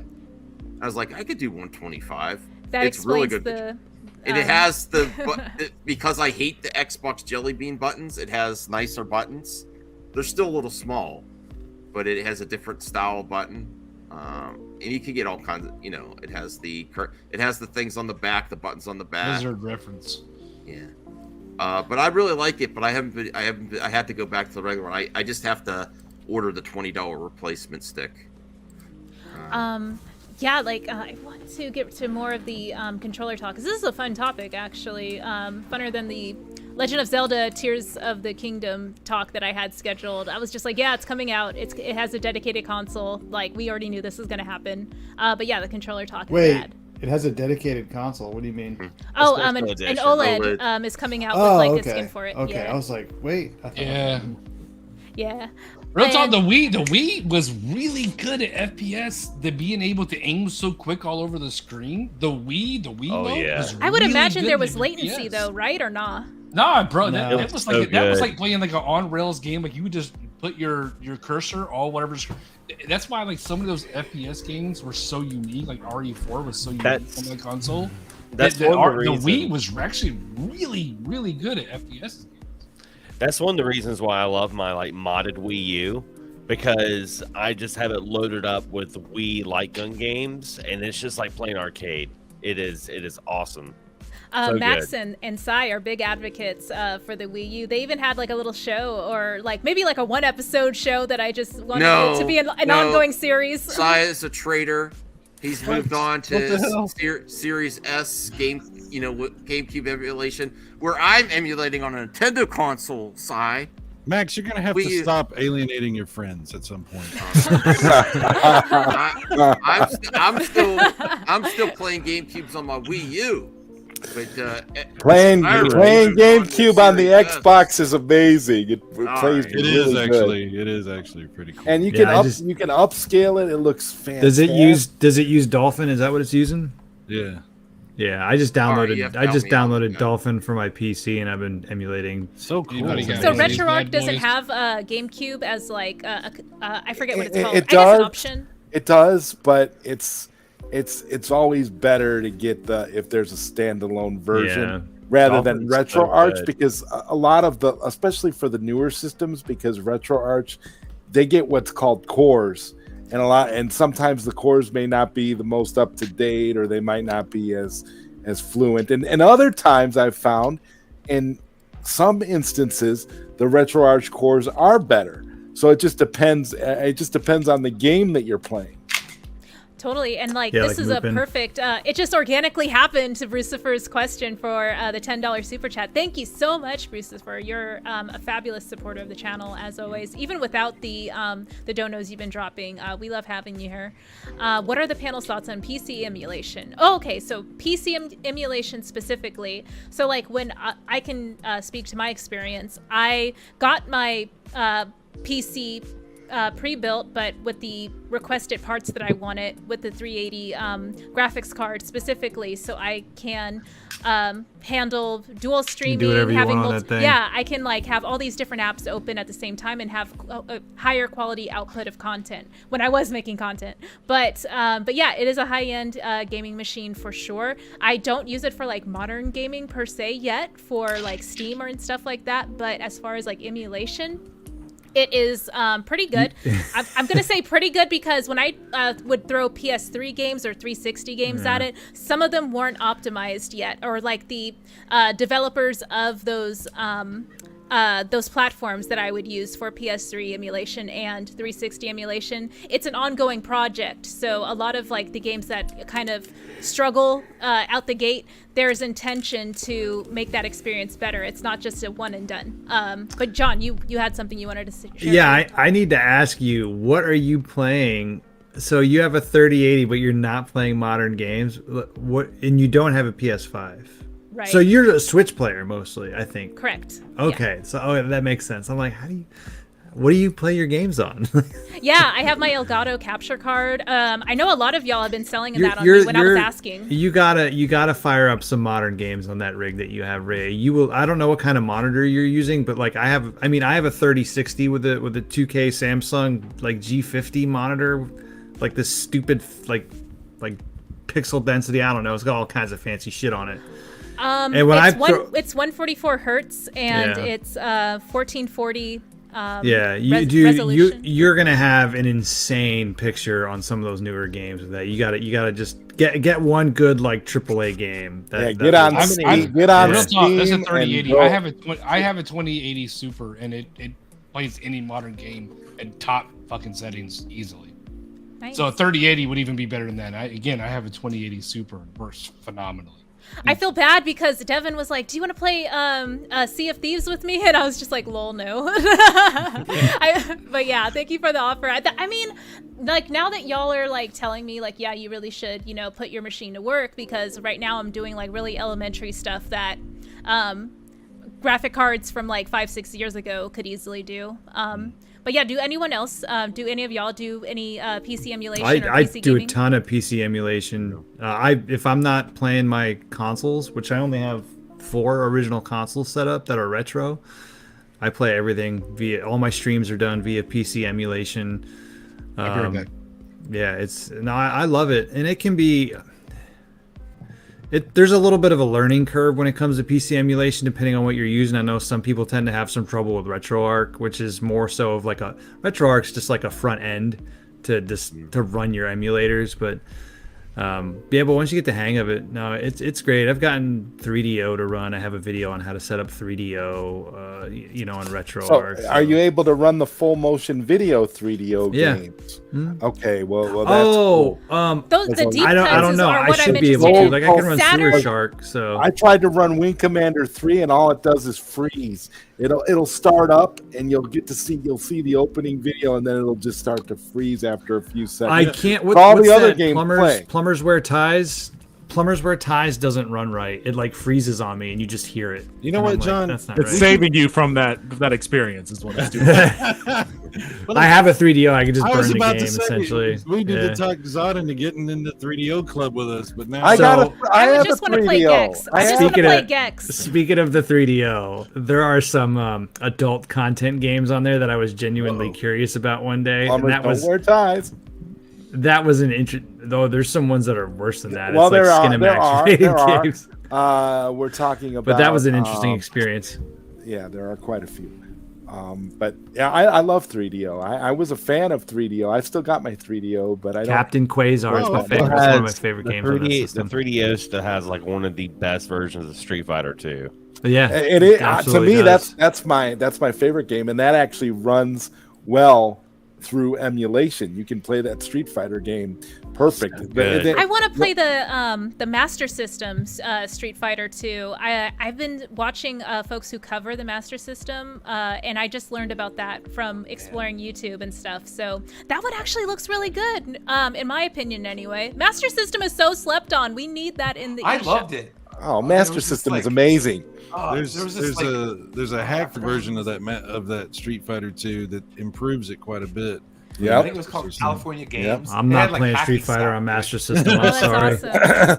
What about you, That was so Xander? awesome. You wanted to say something on like PC emulation or even the Master System or anything? Oh man, I love the Master System. I love it. Oh well, PC emulation though, like It's funny because I love seeing people get into the emulation scene because it becomes a hobby within a hobby. Mm-hmm. You know, because at first you're like going into emulation because you want to play retro games, but then you're just like, oh man, did you check out DuckStation and you can figure out how to like up-res like PlayStation 1 games in 4K? Yeah. Oh my gosh, John, you did amazing. Spyro up-res. I figured you would like that. Oh my god, yes, yeah, like yes, love that. It was so nice to see games like that just up-resed, and yeah, so I was sold on DuckStation after that. I've been playing Castlevania Symphony of the Night on that, so yeah, it runs pretty well. But that's yeah, one game. If I play, I won't up-res it. I'll keep that one at native. Oh yeah, it feels different for me. I can't. That's my baby. I can't do it. I can't. And this is actually something I wanted to also talk about with y'all because the eShop for the Wii U and 3DS closed down, and there's been a lot of spicy discourse on Twitter that I've just been kind of following, and I know Xander, you had some strong opinions on it as well because there's just a lot of people who are like heartbroken over the eShop and they're scrambling to download content, especially free content, and then you have some dude in the comments saying like emulation, and I'm just like, bro, can't you just like have like, can't this person just be upset like without you like being a dick? I don't know. I'm sorry. I'll tell you why. The Nintendo eShop closed. What is this? The Wii U eShop. And Nintendo Wii U. 3DS. Oh, okay. 3DS, yeah. When Xander, you learn about emulation, it's like finding a new religion. You want to share it with the world. Well, with the 3DS, that's why it's like that. With the 3DS, though, if you like that 3D effect, emulation is really not going to help you out. Here's the thing, though. Like that shop has been open for how many years? Yeah, the better part of a decade. You're right. You're okay, right. So my question is like, are you? If you really wanted to get something, you've had how many years to get what you needed? Right, but like, who are they hurting at this point? Okay, All right, but like, it's time for certain things to move on and go to a certain point. We can't keep this thing viable for so long and keep pumping money. It's so old at this point. I know, like, oh, well, this is my most cherished. There's always going to be I love this. It's the most cherished thing. It's old. I'm sorry, we have to close the servers on it. Like, who are they hurting at this point? I mean, even Sony was perceptive to the blowback that a lot of their even with the Vita stuff. I made a video about that, and it was like, oh my god, this is why I don't buy digital. I only do physical. Are you what? You know what, Kami? I don't make it make sense. I don't think I like your attitude, sir. Yeah, I don't like it either. I don't like it either. Listen. What my point is, like, you had so much time to buy these games, and now that they're closing them, why are you making this stink? Some of these games are so expensive physically. And the indie games who haven't been able to afford open, a so you port. may be on a Monday and 3 months from now buy it. And I was going to try to time find buy a way it. to get to the UK Nintendo shop just so I could get that Armillo It just doesn't make game. sense to me. And You had this I amount of didn't do time. it. It's been there. If you're gonna put your money into it, why wouldn't you do it then? It just doesn't make sense to me. I think I have a theory on this, and maybe Devin can shed some light on this since he's worked in the industry. And I don't know. This is pretty much speculation for me. So to me, it makes no sense as to why Nintendo can't migrate these games over to a new platform, onto the Switch online shop. It doesn't make sense to me why they can't do this. So in my mind, it's kind of like they are forcing. Now this is just hypothetical, my theory. They're forcing a shortage by saying we're going to close these because our sales have been awful on these platforms for the last 2 years. So let's close the shop. We'll get a big bulk of sales. I don't understand why Nintendo can't migrate this stuff over, because you see Microsoft, a lot of the stuff that was again. a lot of the stuff that that's another thing, Max. Nintendo seems to be the only ones that get away with this, by the way. But Microsoft, I mean, they've closed their 360 store, but all that stuff that was on that store pretty much migrated over. With the exception of like the Vita, I'm pretty sure Sony did the same thing. I mean, a lot of the stuff that you get on the PS3 platform, you can get on PS4, PS5. Well, I think the big argument was some people was problem. Some people were arguing it's like, oh, I'm gonna lose all my games. Like, no, you don't lose shit. If you bought it, it's still yours.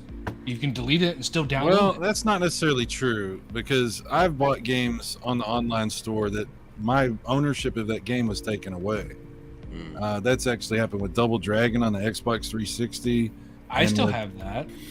Yeah, that happened to me with Star Trek on PS3. The only game that I can confirm that ever happened with me was Marvel vs. Capcom 2 on PS3. Really quick, I want to go around the horn to check in with folks since we're at the half-hour mark. Does anyone need to step out or have any closing thoughts before they step out, or is everyone good on time? Pretty awesome. I go for another 20. Awesome. And, I'm gonna have to close it up pretty soon. Oh, for sure. And do you have a hard stop at any point, or do you want to keep going? Because I have the eShop comment highlighted. Keep it rolling. Keep it rolling. Awesome. So Xander, thank you so much for highlighting this in the private chat. I wanted to post it in the comments so I can highlight it even more. eShop got extended till April 3rd update. I had no clue. But yeah, I wanted to hear more from you, because I know you had a lot of opinions on this topic.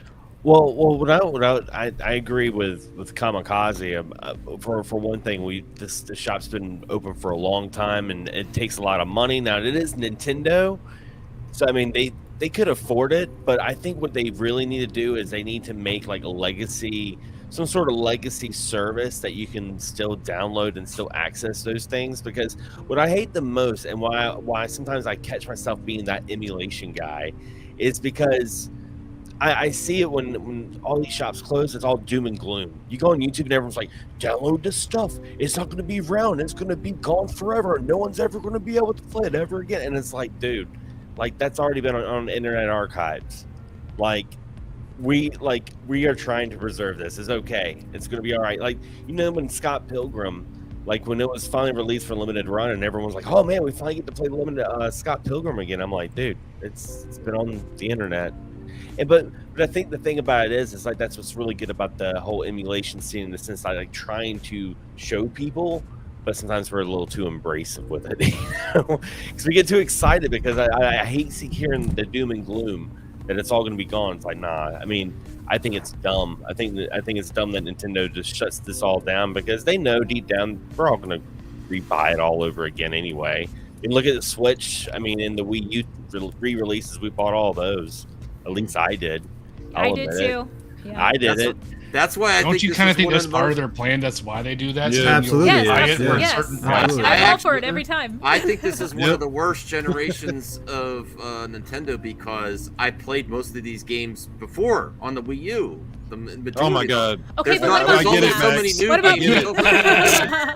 Hey, Wii U was good. I've been playing Mario Kart for how many years? But it's not the GOAT, Max. You don't Relax. have to waterboard me in public, Max. I understand. I mean, I prefer the Wii U games that get ported over to the Switch. Since like Mario Odyssey and Zelda, I actually like the other Zeldas better. You know, the Wii U is like the Sega Saturn of Nintendo. Mm-hmm. It's very niche. It's got its it's got its selective games. It's got its big collectability now. Yeah, Star Fox Zero, I think, is one of the best games for it. It's I love the Wii U. It's great. It's just I also love other things for too. the Wii U. And I think the Wii U is like the Vita. It's gonna blow up in popularity and price. I mean, I put in Star Fox the other day. That was, Star Fox Zero is a phenomenal that game. Controller. That controller was so comfortable. I would say the Wii U controller is more comfortable than the Switch controller. Oh yeah. Right, the games that are like intentionally designed around the controllers and not just a port dumped onto it. I think those are like the selling points for sure. But it's always the case. The first party games are the reason why you buy it. It was really unique, just like the Wii U was unique. I know, the Wii U was just a more inventive Wii. No, it was really unique what it was. But yeah, really quick, Brucifer, to your point, the Nintendo Switch Online service, in my opinion, is an amazing value. And although I can easily emulate a lot of those titles on my modded Switch, I play my OLED unmodded. And it's just a wealth of I stole this line from Max, an embarrassment of riches, and the value just continues to go up. I mean, I'm sure the price is going to go up on the subscription the more value it's offering, but $40 a year, I'm pretty sure that's what it is, or 60 something. But yeah, that's amazing for content continuing coming out that I didn't get the chance to experience on these Nintendo consoles that are obscenely expensive now. Absolutely, I'll take that all day long. And I don't have to worry about troubleshooting a emulator. I think there are different tiers. My biggest problem with the Nintendo service is that you can't buy those games. They're just you just have them until they decide you don't. That's a really good point. Because they know when the new system comes out that it doesn't carry over and you'll have to do it all over again. They don't want you to have owner. They're like the Disney it's also online plus. Hey, you'll get this. They want you always to be That's subscribed. The thing, though, Max. Is like years from now when they shut down the Switch store, those games are gone. You don't own them. Well, here's the thing. Constantly be subscribed. Yeah. Here's the thing, and these console manufacturers know this now. So how many of us in here have kids? I will tell you, kids do not care about owning physical anything. If they're under the age of 17, they don't care. My kids have never in their life bought a physical game unless I bought it for them, because that's what they grew up in. So for them, like buying a digital game, like they feel like they own it. This is a big section of gamers. It's a huge chunk, and this is why stuff like Game Pass is so insanely popular, is because I call it the throwaway generation, man. They have it one day and then they don't have it the next, and they don't care. It's the same with music. It's the same with everything nowadays. Everything is digital. Every kind of media has gone there, and games have just lagged behind, and it's only a matter of time before the gaming industry completely catches up. And one day, I mean, there will still be physical media there, but it's going to be stuff like limited run, Yeah, I think my problem, though, is the lack of ownership, because I don't have a problem with digital stuff at all. Like, download your games, keep them, they're on your thing. If they shut down the service, okay, I still have my games digitally. They're on my console, right? Like with the Wii U or whatever, the 3DS. But with the Switch, and with like things like Game Pass and stuff like that, where you don't own the games, if they shut down the service, if Nintendo Switch Online goes down, all these games are gone. They're not on your console. You don't have them. There's no way to get to them. And I would say that is a sentiment shared by probably the minority and not the majority of gamers, Cyrus. That's my point. We grew up in a physical era, so that's how we view this. Like, yeah, we don't own this game. But somebody who's 20 years old, they don't care. No, because they're not. It's the same model as Netflix or Hulu. It's like, you don't care if you own it. You're just experiencing it. When the service shuts down, you will freaking care because you won't have the games. They'll be gone, and there's no way to get them. But I guess the sentiment of certain people is like, I don't really care if I own it. I'm only here to experience it, and I'm moving. They're going to experience it now. I'm going to experience it now, and then I'm good. That's how this generation is, man. Did anybody remember the Game Pass at Blockbuster? Oh, okay. No. I hated it. Okay, this is one of the things I'm kind of glad about digital over physical. You know how many Xbox 360 ringed games you would get from Blockbuster? Oh, okay.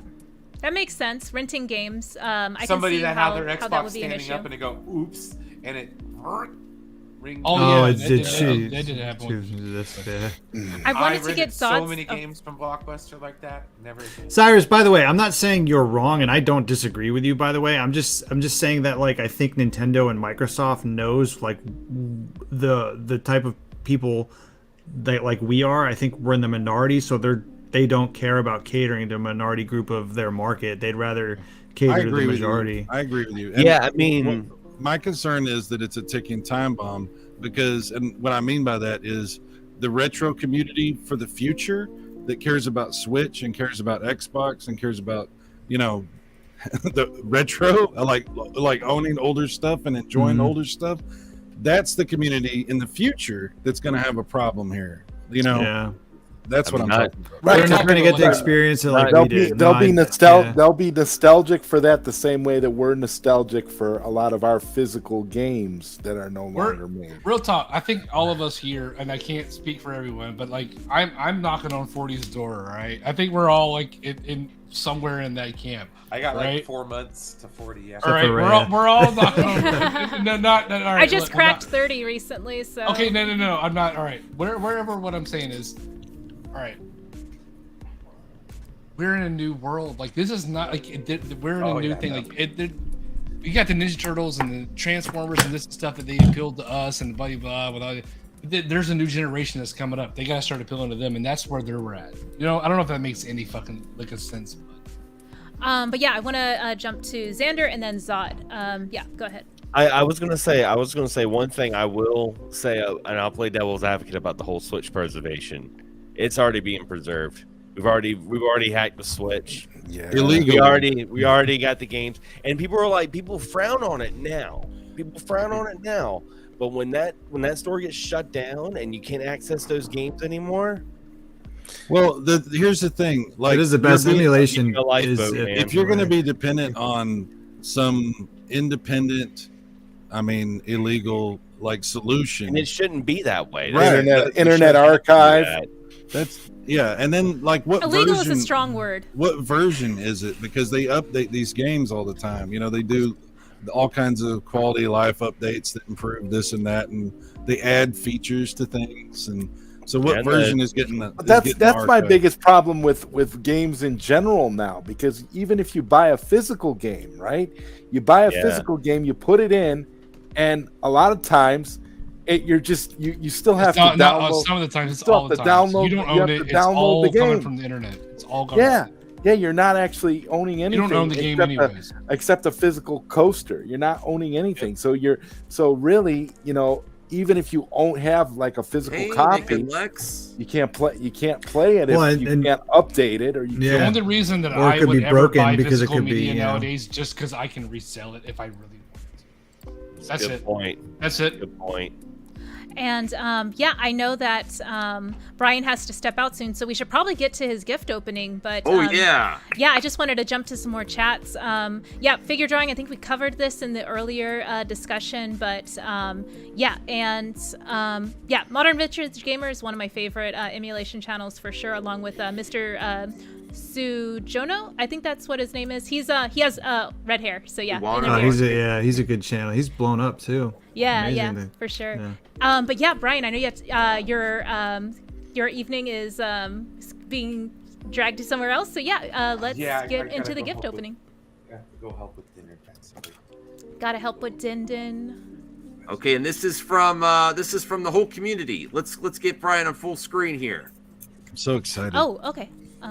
Yes. What's in the box? We gotta do this. What's in the box? I hope it's not Just making Gwyneth sure. Paltrow's Oh, head. my address is right there. So. Ooh. Best to obscure that or. Okay, let me write that down. Hang on. Right.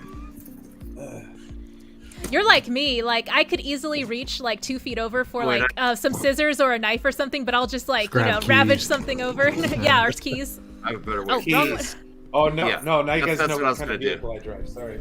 So we can at least get everyone's. I this didn't is know the- you could put folks on the other side. That would have Yeah. been so useful to know earlier. All right, I got packaging. The best part of the box. So funny. It's a box in a box. It only encompasses part of the box. Like.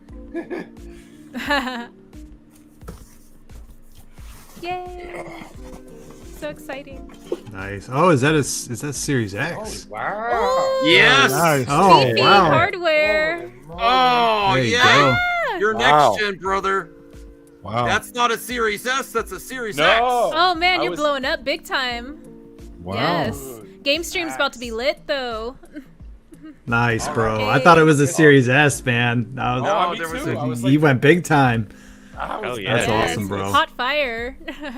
You That could is sick, go, man. you could go Congrats. retro, Brian. You could get some old discs for backwards compatibility. Oh, I X know. Did one. they have the Yeah. X already? I'm sure they I did, haven't but looked. like I'm wondering how far along it was. I'm just like, just hack it. man, that's Now, awesome. Brian, if Thank- we can just thank you get so much, Microsoft to everyone. make those expansion Well, hard drives more affordable. open it Yeah. up. Fair. Make sure the console's in one piece. It is. I got gonna 1 be- terabyte yeah, on my it's not- it's PC, gonna be and like a I don't know. I just GameCube or delete shit something. when I'm done playing it. Right. John, have you seen the prices on these things? On these? Yeah, on the hard drives I have. I think you showed them to me. I couldn't I believe got a it. 1 terabyte Crazy. one. I paid $200 for it. I remember For when a I got my terabyte? Wow. 360. Yeah, Because it was for the that's- Series X. Yeah, they have like these proprietary. It's Oh, I hate ridiculous. that. That's what Sony was Yeah. doing with their Yeah. memory Why cards. did- for the I don't know. PSP. I don't know. I got an S. I didn't get that. I got an S. We're in the S clubs. Me and Yes. John. Yes. Ah. This is That's look sad. how I'm so jealous. I'm like, do it faster. Just That's kidding. awesome. Yeah. Look at that. That's awesome, man. Good job. Hey. I Oh, love it's the nice. refrigerators that are Nice shaped console. like. Let's say it's Oh, nice. Now you won't have to use your brother's Xbox One anymore. Nah, Everyone, nah, we this need is- to thank this is Max go for back. The not- glow up is real. I love it. We- Well, that's we the need whole to- community got this for him. I know, but we need to Oh, thank I- Max for not great- pocketing the extra cash and, and actually going for that. That's awesome. I will say this, man. This is the ugliest console generation I've ever seen. I hate the way both Yeah, of it's them very look. simple. Oh, the Very PS5. simple. I agree. It's a I little hate weird. it. It's just a brick. It's The PS5 is incredible. The PS5 is just stupidly big. Yeah. It's one of the reasons why I got rid of mine. I'm like, this thing is just ridiculous. Still Cyber's- can't put a damn battery in the controller, Microsoft. It's a feature. It's a feature. It's a 4K Blu-ray player too, man. Everyone's wishing you Brian. congrats, Oh, hell yeah. Brian. Yes. Thank you, everyone. Hot I fire. greatly 4K appreciate it. Blu-ray player. 4K. Damn, Yeah, that's dude. awesome. Max, do you use your X for happy. Blu-ray playing? Yes. Nice. And then I used my 1X for my 3D Blu-rays. My old, I brought it back downstairs because I'm like, oh, you can't play 3D Blu-rays on this. You watch 3D movies still? Yeah, Max? I was like, Oh, the wow. 3D TV, yeah. I got a 3D TV. I didn't realize it was a 3D TV until like 2 years after I bought it. I was going through the settings, and I was like, "This thing's got 3D on it!" Like, because I bought it in like 2017. I didn't even know they still made 3D TVs then, but apparently it was still a feature built in. Cyber South with another super sticker with emoji that says "new" with 70s style like blow up Super Friends text. So that's awesome. Thank you so much, Cyrus. And yeah, everyone's saying welcome to the Next Gen Club, Ryan. Yeah, you're and- next Yes. gen. Yes, Brian Finally, unwrapping yeah. ASMR. I know it was low key ASMR at one point. Nice says Voltar and Strange Yeah, Marvel let me Tears know for when you $5. want to get your ass tore up on Halo. Oh, Oh man, I haven't played Halo since. Oh man, yes, I want to see more You can gaming now. streams from y'all. The Soul Calibur ones were actually pretty nice to have on late night in the background. So yeah, I love those. Me and Johnny a rematch. What's the first 4K movie you're gonna watch, Brian? Oh, dude, I even have there's a 4K TV over Oh, here, you do too. have a 4K TV. Good, Nice. good. I love Doesn't how it's like every right streaming there. service stream 4K though? Yeah. Yeah, but No, it never Disney looks Plus as is good. It dependent never on your looks as good as bandwidth. with this. Yeah, if your Yeah, I internet guess you're provider right. is Yeah. like not trash like mine. But yeah, Strange Marvel Theories with the $5 donation. Thank you so much, Strange Marvel, Brucifer, Cyber Salis for your generosity. Congrats, Brian. My gamer tag is Mr. Oh 17. So yes, start adding folks. I'm sure everyone's excited to Oh, I add you. I gotta know add Rational these freaks. Skeptic is always asking for people to Yeah, I've add got a him. bunch. I got a bunch of folks on there. Hang on a second. I'll just I'll put my gamer tag in the chat. So Brian Awesome. is going to have to migrate his stuff from his other Xbox. Is that all through the cloud now? Because I haven't. Yeah, I'm just gonna put the Game Pass on there and get all my stuff back on there. Yay! That's awesome. That's awesome. Nice. In the private chat, and I'll go ahead and. Oh wait. Okay, so yes, I know Brian has to step out. I know Kami and I gotta Retro take Bro. off for just a You got a second. hard stop right now, but and Brian's dropping his gamer tag in the chat for folks who want to add him who haven't already. But yeah, Brian, what's the first game you're going to be playing on your console? Oh wow. I might actually take a crack at Fallout 76. Ooh. But I don't know. They have the new Madden and the new MLB The Show 23. So there's a lot of stuff that I've been wanting to play. That I New haven't been Madden's able really to. good, dude. Oh, It's on Game Pass, isn't it? Yeah, it's on Game Pass. Yeah, Exciting I gotta stuff. get it. Retro Bro, you got to step out, but any closing thoughts on any of the topics or anything else? Much like That was a great I said- show. Every month, man, I look forward to this. So it's a lot of fun. What is the content that we can expect from you next? Because you've just been a machine, you and Sai. The production quality, like the things that you're doing to experiment with your editing techniques, it's all been super rad to follow. Thank you. Yeah, I'm working on the history of NBA Jam. Will be my next big legacy videos, as I like to call them. It's just, if you guys are curious about those, I do have a whole playlist on my channel where it's just, Hey, John, if the you need- newer ones are better than the older ones, like from 3-4 months ago. The last couple ones I thought have been pretty good. But John, if you need footage for that NBA Jam on the Jaguar, let me know. I can hook you up with that. I will ask for that. Yes. Nice. Thank you so much for joining. Oh, well, this is you and Max's show, so like. No, yeah. it's Max's show. No, I passed the powers to him a No, few months that's rad. ago. So It was great catching up with you too. Yes, It's yes. been like, it feels like years since I last been on cam with you, but yeah, it was It's awesome been a while. catching up. It's been a while. Thank you. Awesome chat. You guys all rock. Thanks, I'll John. see you next month. If I don't see Yeah. you before then. Awesome. All right, See you, take care. Retro. And Kami, I know you have to step out as well. Any like closing thoughts or things you're working on or anything like that we can expect from you?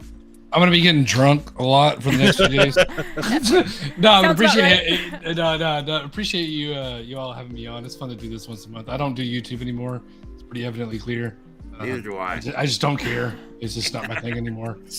I got other priorities I got to take care of. We're gonna get you back, Kami. We're gonna No, get I'm you good. back. I'm done. I'm Come out. on. Good. This is fun. I like you guys a lot. And I love to sit here and have a discourse. So Everyone But is so hey, again- unique and has different takes on everything, so I always look forward to y'all. yeah, it's just me being drunk. Don't read too deep into it. Nothing wrong with being drunk, Kamikaze. You're good. Yeah. Kami, gun Alright. game. We gotta get it. We gotta get back to it. It was Hey, great well, chatting with Thank you, you. Kami. Thank you. All right. Y'all have a great night. I appreciate it again.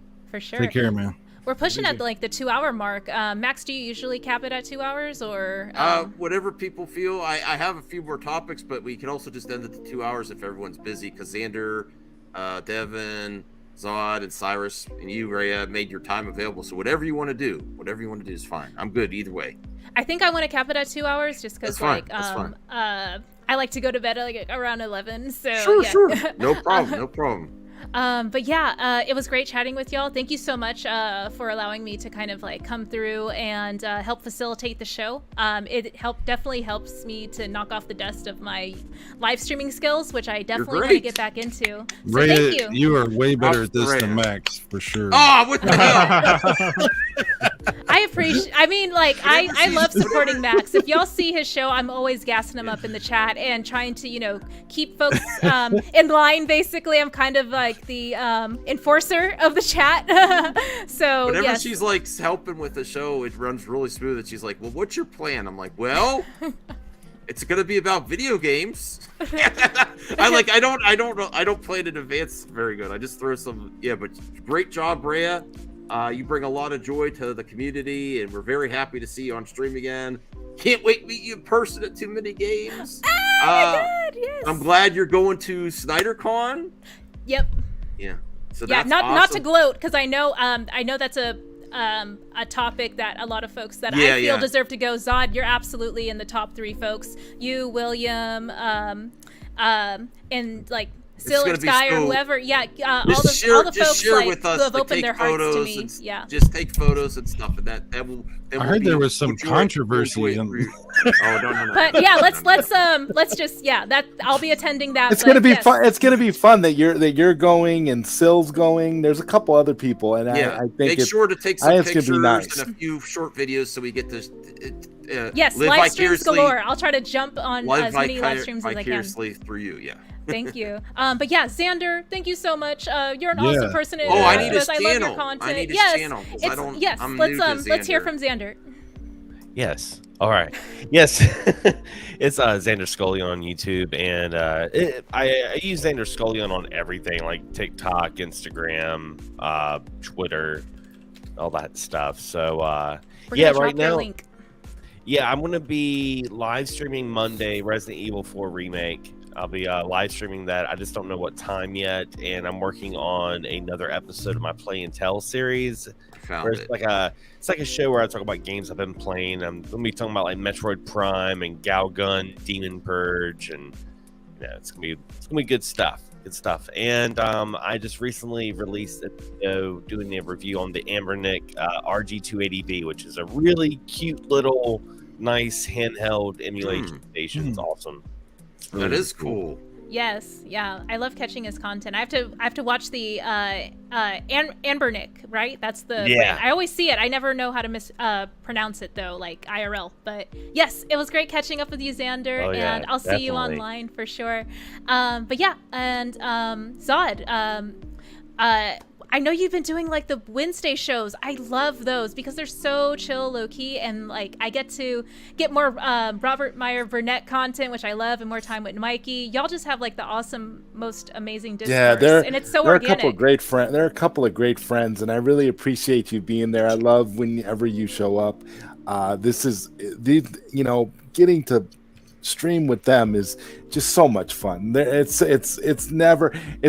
unlike any other live stream I think that I've ever done, or that I see. It's a very unique kind of stream because it's all just about personal experiences and nostalgia and various things, and it's never tied down to one specific topic, and I just love the environment. Yes. I can't. He's so busy and successful. I can't even get on his show anymore. They kept to the couch. I'm like, he's got some big heavy hitter shows. I'm like, oh man, make some time for me soon, Zod. I want to stop over for a couch episode. Oh yeah, I'm going to be bringing back late night Q&A, so I'm going to start having more of those. When you have time, I know you're busy.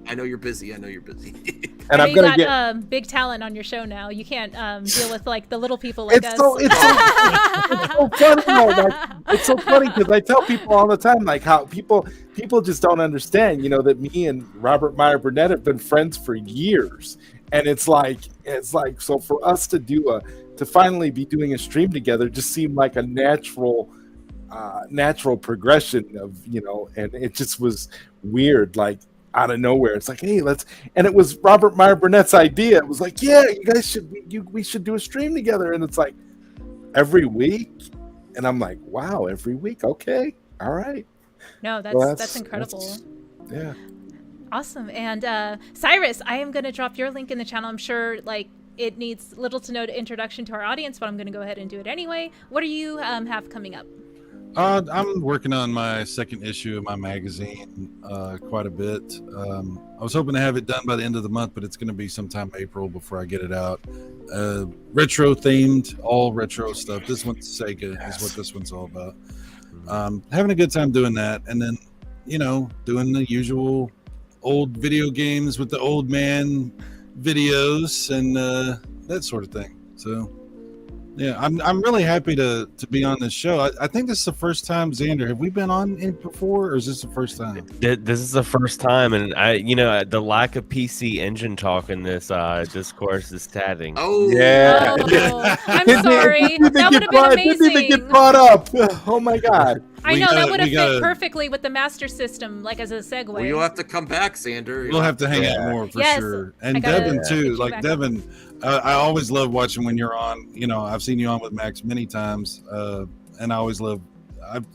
This is an awesome experience being on with everybody. I don't do a lot of big panel stuff because I get like a weird anxiety when there's too many people. Bothers me, but this has been really fun. So I really appreciate being here and being here for this show, especially because we got Brian, or everybody got Brian, an Xbox. That's really cool. And thank you for that, Max. He deserves it. There were so many times like I downloaded the game and it didn't work. Well, Max, that wouldn't have happened without you, and everybody knows that. And everybody, I think we all would agree that we really appreciate what you do for your friends and for the community. So, thanks. Thank you. I appreciate Definitely. that. Absolutely. We're gonna have great times playing in the future all together. Yes, absolutely. Especially when a lot of us meet at Too Many Games. And wrapping it up with Devin, I went ahead and dropped your link in the chat. What do we have in store from you? I mean, lately I've rage quit a lot of games lately, and I feel bad about it. So I'm trying to get my mojo back. Usually I just do full playthroughs on any random games. I take requests from chatters and then just do playthroughs of those games. But the past 3 games have put me in such a foul mood that I hit the reset button now. So right now I'm just getting back into playing role-playing games that I know that I could excel in, before I get back into skill games like first-person shooters and whatnot. So, are you trying to say role-playing games don't require skill? They don't require Twitch action skill. I'm an old man now, so apparently I don't have the hand-eye coordination and reflexes for a lot of games, and it makes me mad. So I mostly just do gameplay playthroughs, and every now and then I'll do I'll just talk about whatever's current in the news as far as gaming news, movie news, tech news, stuff like that. Very casual, chill streaming. Absolutely. And I love seeing you on the panels. I love catching your content when I can. Thank you. You stream on YouTube as well as Twitch, so definitely check them out. Same handle, Yield Nerdcast. And I guess that's it. Thank y'all so much for hanging out in the chat, supporting everyone, subbing to everyone. Y'all have been amazing. I love seeing all of y'all, even on the TV and film discussion podcasts as well. I'm not pushing 50. But I guess I'm not super far off from that either. But I'm not. I thought people were pushing 40. Not yet. I just turned 40. That's awesome. Okay, so Max, do you have an outro, or do you just sort of end the stream? Just end the stream. Fair. No okay, just wanted to ask. Thank you. Yes, thank you, everyone. All right, have a great night. Take care. Bye. Bye.